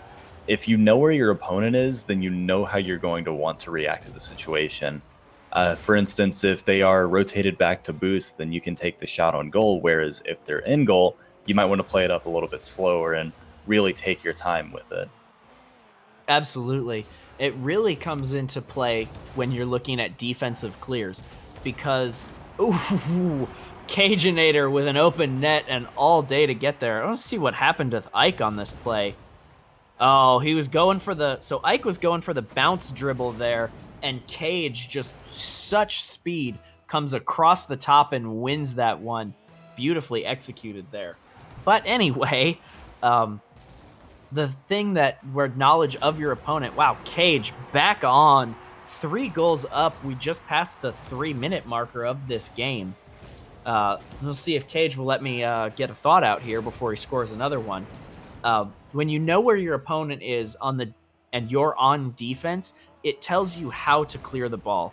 We saw last game where Dumbo cleared a ball into the corner and that's where his opponent was, where the best thing he could have done was taken a shot or gone for the power clear. And it's the opposite way. If the person is in the goal or they're waiting at midfield, you'll want to throw your clear into the corner. And so knowing where your opponent is just such a huge factor. And Cage just, he won't let me get any sentences out. He's already put another goal on, and now Ike scoring. We're at 6-3 with 2 minutes and 46 seconds left. And Cage and Ike are just going ham out with these kickoff goals. Absolute crazy. Ike does not seem like a very happy person right now, so he might just be wanting to respond as fast as he can to try to get those goals in, try to prevent himself from tilting potentially, which is another big thing that you kind of have to pay attention to. If you get tilted, you always got to recognize it because you don't want to play tilted. That's always a big issue with any game besides Rocket League, but he's doing a great job maintaining himself, keeping his composure, and he's only at a 2-goal deficit right now, so I mean, he can definitely still turn this around and try to look for the win towards the end here. That was a crazy shot from Ike. You're not used to seeing him take the longer shots like that. Ike has been all about the dribbles all night. This is the 3rd series we've seen him in, but he's taking some risks now, and look at how well they're paying off. In the space of 30 seconds or so, Ike has brought this back to only a 1-goal game. This is really impressive. I want to see, maybe Ike has decided that he can play just as aggressive as Cage if he wants back in this. Wait, Maybe we don't get a game 3. Sniper, someone in chat informed me that we're not being hype enough. Ball's going to go over to the corner. It's going right in front of an open goal. Ike's going to go for the shot. Beautiful shot coming out from Ike. Great job on his part. Very nice job. We are now at a tie game. Hopefully, Ike can turn this around. We'll have to see what happens here, though. Caginator still doing a great job throughout this game. Is that a little better? Oh, it's absolutely a little bit better. I think that's actually the most hype I've ever heard you. But I'm excited now, genuinely excited, because Ike has turned this around where less than a minute ago, he was down by 3. Now he has a 1-goal lead. This is amazing. All right, there's more people complaining about me being hyped than people that were complaining about me not being hyped. So I'll go back to being chill, guys. I'm sorry. I didn't mean to rip headphone users. Caginator looking for the chip now. Ike is going to make the clear. Very nice read on that. Caginator taking all of the mid boost. Going to get the ball on his hood. Can he get the shot? Ike once again with another nice save. He's been doing a great job at getting up into the air and getting exactly where he needs to make those saves. Ike knocking the ball straight on over, and he's been doing... It's been a whole lot of back and forth. Pretty much this entire game, save the besides the ridiculous goals that we've been seeing, like Caginator just going off to the races right there and doing a great job. Yes, more Chim races. I love how everyone has had a Chim races except Chimblade tonight. He had that real stealthy one, but Caginator reading that one off the backboard so well. Those are like deceptively hard to read when you're gonna hit the ball almost immediately after it bounces off the backboard. And Cage did a really phenomenal job on that one with another great read. Now Cage has turned the tide again and is back in the lead. What on earth is happening here? This game is ridiculously good. Both players are doing a great job at responding to each other. It's pretty much someone scores a goal, and then there's just a momentary lapse, and then it's just like, okay, I'm gonna score 2. And that's immediately what happens. I mean, Caginator, he's a goal up now, but he's going to look for the shot. Ike is going to find a really nice clear, and now he is on the offense. Caginator rotating back, trying to stop him here. Ike looking for the chip, going to get it up into the air, off the backboard, looking for the shot, and a beautiful wraparound Caginator right there is going to be another tie game. That is the 22nd shot that has been taken this game far. 8-8, and these guys are just going off on each other. Ike has picked up the pace and has been so aggressive, which is not something that we've seen from him. But Cage being just as aggressive, and these guys just answering each other shot for shot. I'm amazed at the type of play that we're seeing here. I mean, if this game is this good, How good is the final about to be when the best man from this match takes on the best man of our previous series, which was also excellent? You're gonna jinx it now. You're just gonna make it into like a blowout, like I did the other day with threes. Yeah, it happens, but maybe your caster curse is stronger than mine. Ike Wolf, however, gutting up in the air with his third hat trick of the night, winning out on a challenge of his own to take the lead with only 34 seconds left in the game. This is amazing.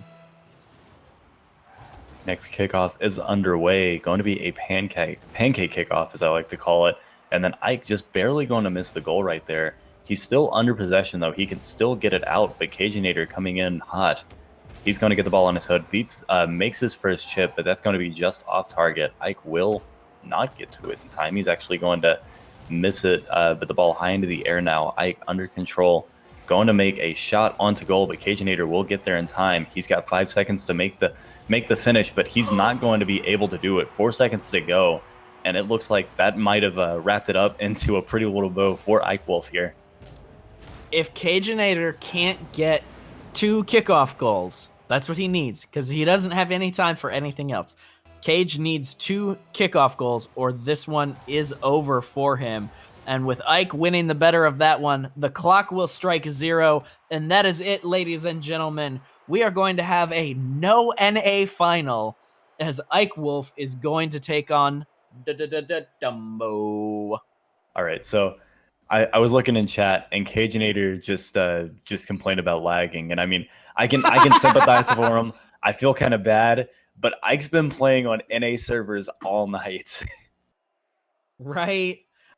Now, I did just see Cage's ping was spiked up to over 200 there, and that sucks. But Ike just put on a phenomenal showing there, and it's good for. I'm glad that he's going to our grand finals. He's been so good all night. He's shown phenomenal ball control. He's shown in this match here that he can play fast and aggressive and put a high volume of shots on. This is exactly the kind of player that we want to see in our grand finals. So, with that being said, we're going to take just a short, tiny little break, and we're going to get our rivals loaded in for the first ever PRL 1's grand final. Don't go anywhere, ladies and gentlemen. The thrilling conclusion in just a moment.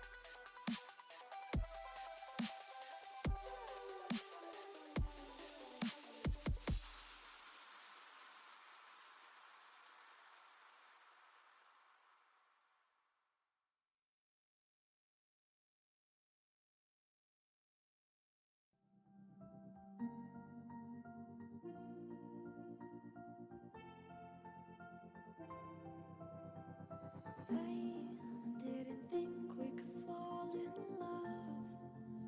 Broken from the start, chained to our past. We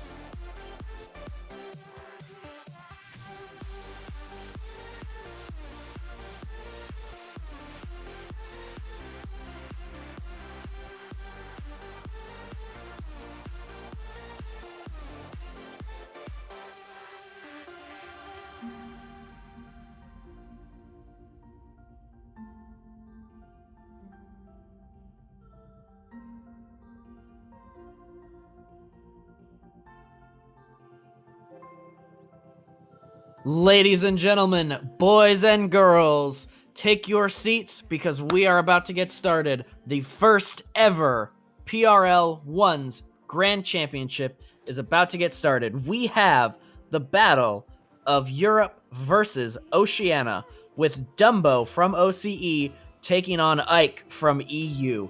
This is set to be a fantastic match. We've seen both of these guys already. They've been playing phenomenally all day. Now let's see who's going to be crowned our champion and take home that $50 prize pool. Tog, you've seen them both now. What's your prediction? I'm going Ike Wolf, man. I've been seeing him play. I've seen him play. What is this? The fifth game that we've watched him in now. And I love his play style personally. I think it's very good. Haven't seen too much of Dumbo. I honestly saw him for about 5 minutes earlier, so I haven't gotten a huge chance on that. But as far as the ping battle, it looks like Ike Wolf is definitely winning it in the battle of 100 ping versus 260 on Dumbo's part. That feels bad, man, but Ike Wolf getting the better of that first exchange. He had the ball back in his own corner, but he was able to get it going supersonic, too fast for Dumbo to have a chance of catching up, and ran it all the way down for that first strike. Now we'll have to see what's Dumbo going to do to respond. Ike Wolf not quite able to get that one directed in, and Dumbo's on the defensive here. We saw a bit of that in his first series, where he kind of started off not able to read his opponent, but then he climbed back into it in the second game and was able to really get dominant. We'll have to see if the same thing happens here, or maybe Ike Wolf runs away with this one. I'm honestly really surprised that Dumbo actually didn't make the save right there. He went into the air, but not even like a tenth of a second late. So not even the equivalent of his pings late for him making the save and not making it, which is absolutely incredible. But Dumbo on the ball once again. He's going to try to get it on his hood, but he will actually wrap around Ike. He actually faked me out right there, but not putting it up. And that'll be a 1-goal deficit for Dumbo now. He's very smart play on his part. Very nice. Both of these players have shown throughout today that they have excellent control over the ball, and they both have really taken a slower approach to how they play their game. They like to take control of the ball and put together something that is very calculated. And so for Dumbo to get a good dribble on like that in response to Ike's really strong dribble for that first goal, this is going to be an interesting battle, much different than that last game that we just saw. Dumbo is going to try to keep it in the corner. He knows that Ike definitely has a very aggressive play style, so I'm not sure if he's quite ready to match it at this point in time for the game. That ball is going to go just off target, going to hit the crossbar actually, as Dumbo is going to retain possession, try to get it going. But Ike Wolf is actually going to immediately respond with the ball straight downfield. Dumbo rotating off just a little bit right there and not quite reading how he'd want to. Right. It's something that's so difficult to gauge sometimes. But what Dumbo did, what his mistake was, is that when he rotated, he created space for Ike to be able to take a shot. And it's something that Cage was doing very well in the first and second games of the last series, was that he was not letting Ike have the space to shoot. And we see Ike is a really phenomenal shooter when you give him that space. Dumbo has to stay on him. He had been doing a better job of it when the ball was back in the corner, but as Ike built up the momentum, Dumbo fell off to go get the boost, and then it was nothing. That's something that it's really hard to be able to really pay attention to, as well as how well you're playing the other player. Generally, whenever you're playing through, you're paying very close attention to the ball and the state of it. Generally, you don't pay attention to your play, your location in perspective to the player, which is something that really can divide you from your you and another player skill level whenever you're playing something like ones.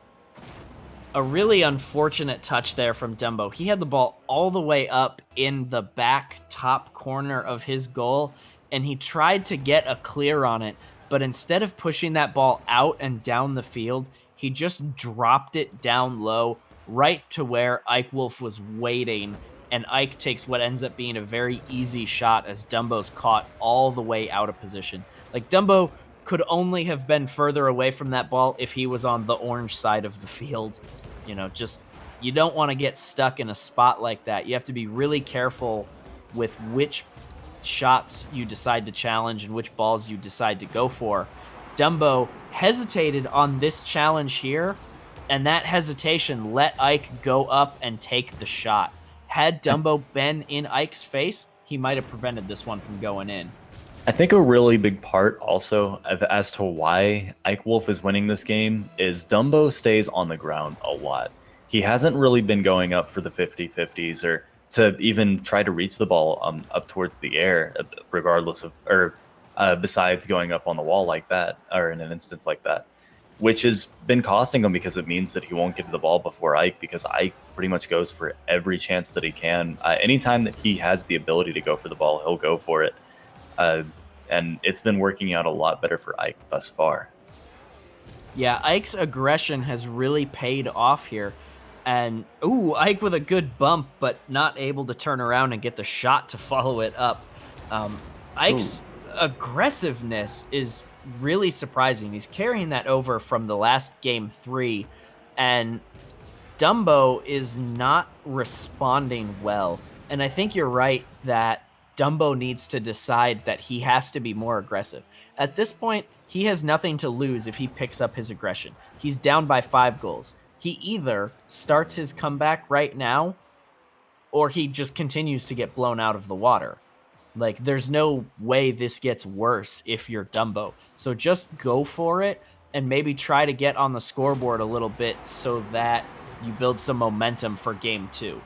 Ike Wolf actually picking up a pull shot right there, but Dumbo making sure that he's the one that gets credit for that goal and not Ike, as he finds his way into the ball and just kind of bumps it in there. But Dumbo, unfortunately, this game is not looking good for him in particular. I think that all he can really do is just kind of look towards the next game and see what he's going to need to do in the future to try to maybe take one to potentially end up winning the series out. What do you think that he needs to do, though, Sniper? What could he do to try to win this next game coming up and potentially this entire series? He needs to take a page out of Caginator's book and stay in Ike's face. When Ike has time to slow the pace down and get his shots off, Ike is an extraordinary player, as we've seen all night. When Ike is under pressure, he lets goals in, and that's what we saw right there. Dumbo makes a challenge on Ike's side of the field, almost on Ike's goal line, and it sets up an easy shot as Ike has to overcommit to it. And so that's exactly what we want to see there. Aggression from Dumbo can get him back into this series, whereas if he lets Ike control the pace of the game, Ike may very well just run circles around Dumbo. 1 second to go. Unless we're seeing the most spectacular comeback we've ever seen in Rocket League history, that game will go in favor of Dumbo. Or, jeez, man, Ike Wolf. I just really wanted Dumbo to win, apparently. But just like you were saying, if Ike Wolf has a chance to slow down the pace of play and just plant his feet and know exactly what he's doing and have no real argument as to what's happening, then he's pretty much 9 times out of 10 going to take the game. We just have to see. We have to see Ike Wolf Savage if Dumbo can figure out something to counter that or not moving forward. Absolutely. And if you're Ike Wolf, I think the answer, I think the way you maintain your positioning as the clear leader of this series so far is that you continue to be the aggressor. Don't slow things down if you're Ike. Don't rest on this big win. Don't take Dumbo for granted.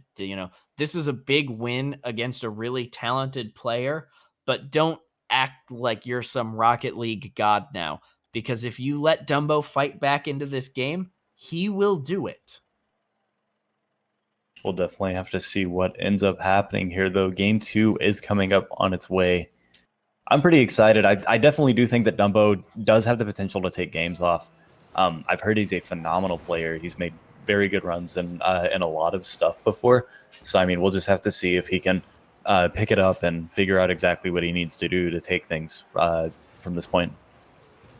Absolutely. And we see a lot of people are asking for a server change, but the way these guys are positioned, with one of them in OCE and one of them in EU, I don't think there's going to be a server that makes them both happy.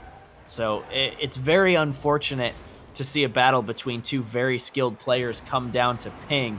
But Dumbo leading us off on this one here. And there it is. You see the aggression from him coming out and challenging Ike all the way around the field, able to turn that into a good goal from about the middle of the field right there. That's exactly what Dumbo needs to stay in this one. I really like the air roll he did during that as well. He kind of just after the ball was chipped up into the air. He kind of just slowly jumped into the air, positioned himself exactly how he wanted it, and then he went for it. And he also just did a really smart thing there as well, where he saw Ike Wolf coming at him like a freight train. So he just kind of jumped himself up a little bit and kept going on with his day and kept playing the ball. He's been making some very, very smart plays. It's just going to end up needing to be a collection of those for him to take the game. Absolutely. And just like we wanted to see, Dumbo matching Ike move for move. And Ike is really just kind of flabbergasted at this point as to what to do. Nothing has really worked. He hasn't had a lot of clean opportunities. Dumbo's been in his face. This is really cool to watch.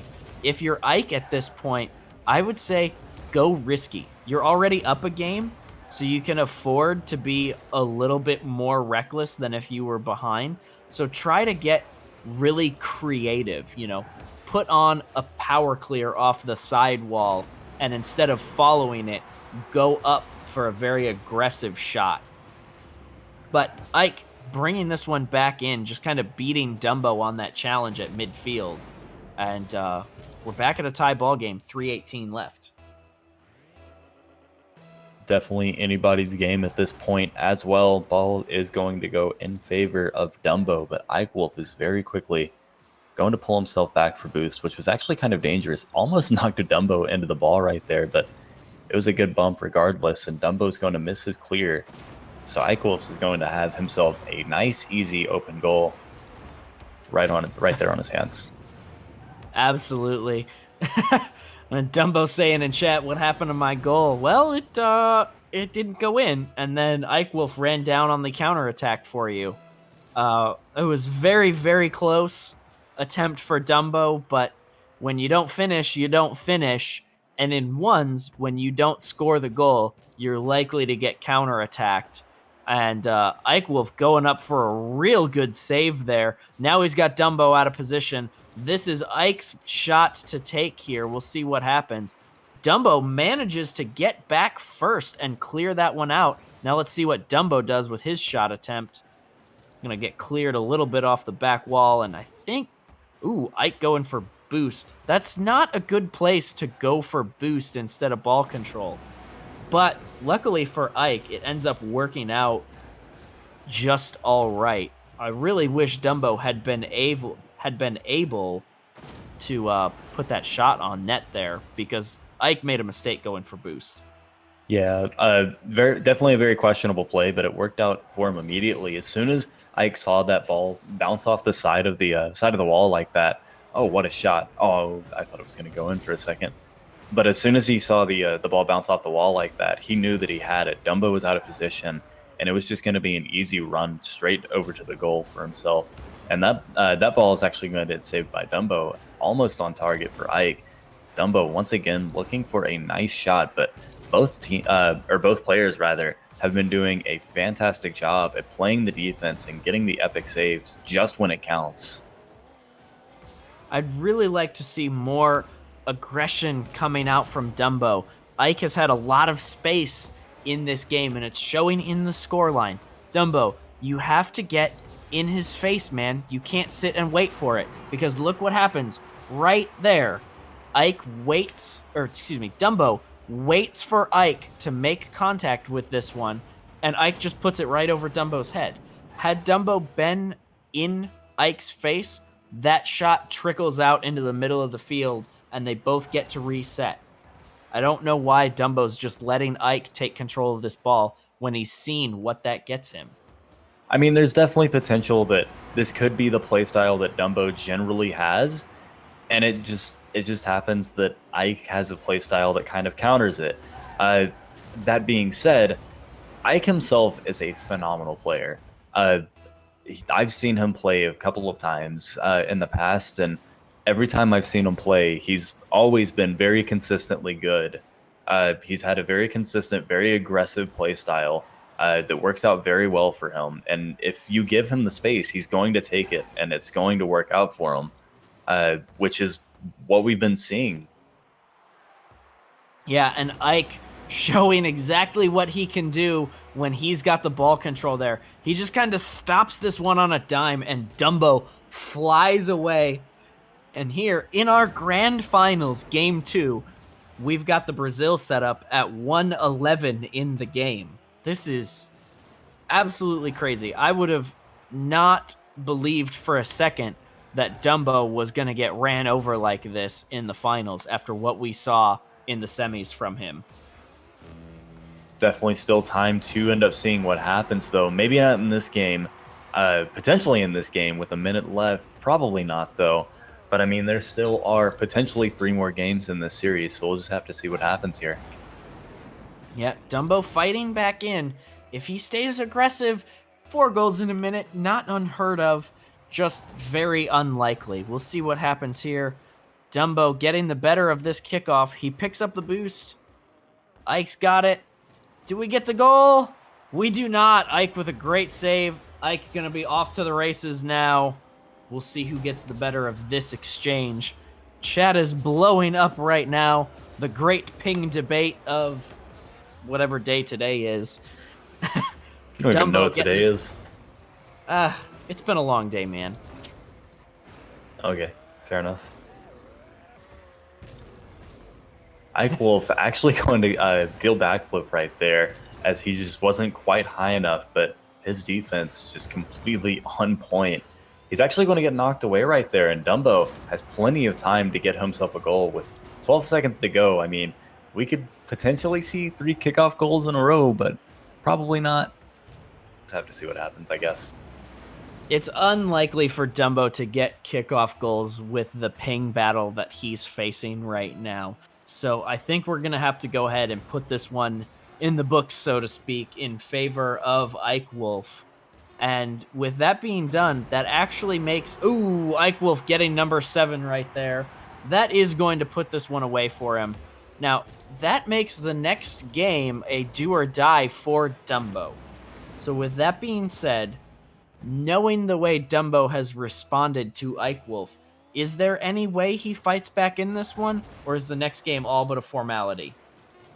If Dumbo comes out aggressively, if he plays in Ike's face, doesn't give him time to just kind of think about what he's going to do, Dumbo has a chance.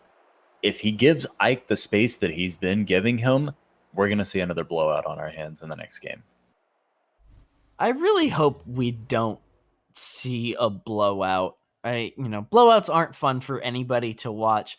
And especially when you're talking about the grand finals of a tournament, this is, we want these to be close games like our semifinals games were going to be. And so I really hope that Dumbo's able to challenge the ball better next time, keep Ike from just having all the time in the world to do what he needs to do. It's definitely unfortunate to see both of these players with the ping issues, but especially Dumbo. And I mean, it's definitely hard to see, but they knew this was coming whenever they signed up. It stated in our rules that all servers are on US East unless both players agree. And at that point, if the game is streamed, it's automatically on US East just to make things good and make sure we give you that quality. Got to make sure things are nice and beautiful for you guys. But looks like Sheista's saying we may be reconsidering things in the future. We'll definitely have some debates about it. But be sure to look up for that. Absolutely. And we've got Dumbo loaded in now. Is Ike gonna load in? Oh, there he There's goes. Ike, just in time. He was Here trying we to scare go. us. It was a prank. Oh, Right? Ike Wolf said, let's play this on OCE. All right, ladies and gentlemen, we are going to cut to a quick break. Ike Wolf is very politely saying, let's do this on Dumbo's home turf. And now Dumbo's saying, nah, let's do East. Casters are casting already. What is going on here? I don't know. it looks like they're deciding that they will be playing on this server. Ike Wolf taking a nice shot and immediately just going into the side of Dumbo so that Dumbo can actually turn into the ball. That was a really, really smart offensive maneuver. And then Ike Wolf giving the K for them playing this match. This is a bit of a cluster, but things are going now. It looks like these guys are going to play this out. Ike with the 1-goal lead. Dumbo making a really strong save there. He's got the ball control now. He needs to respond to this so that Ike doesn't run away with it. He backs off here. Ike taking a really good shot. I just don't see how Dumbo's going to be able to fight his way back into this one. He doesn't have the aggressive tendencies to overcome Ike's ability right now. I agree, but Dumbo with a really smart dribble right there. That was a really nice play. Ike Wolf trying to get directly into his face, just playing the ball instead of the player, which is always really dangerous to do. And as soon as Dumbo gets around him, it's just a nice, easy drive right into the goal.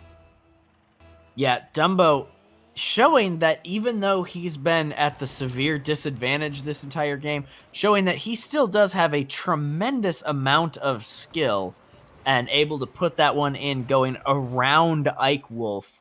Just phenomenal touches from Dumbo there. And we're back to an even playing field score-wise now. So, we'll see what happens. Oh, Dumbo goes flying and Ike Wolf takes the lead. Yeah, unfortunately, Dumbo just didn't get quite far enough to the right, which ended up just costing him the goal. I mean, he hit it just straight back into Ike's lap, and Ike with the easy peasy shot on goal. Absolutely. And easy peasy is the name of the game in ones if you want to establish a win, is set yourself up for easy goals. When you try to take hard goals, it's because you're coming from a crazy angle or from up too high and you're leaving yourself vulnerable. When you want to win ones, you set yourself up for easy goals like this, where you've got no real risk. You can just kind of pass the ball into the back of the net.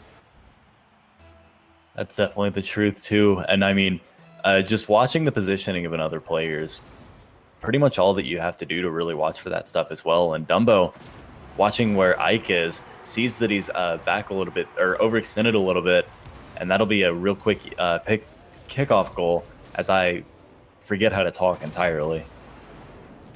Absolutely. And Dumbo showing just how effective the quick kickoff can be if you know how to put it where you want it. And so what he did there was got the quick kickoff and pinched it to his left, and then was able to get the strong read on it for that kickoff goal.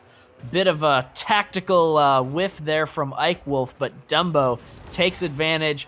Ike all the way back in time. I don't know how he was able to get there in time, but he's going to be able to turn this back into offense.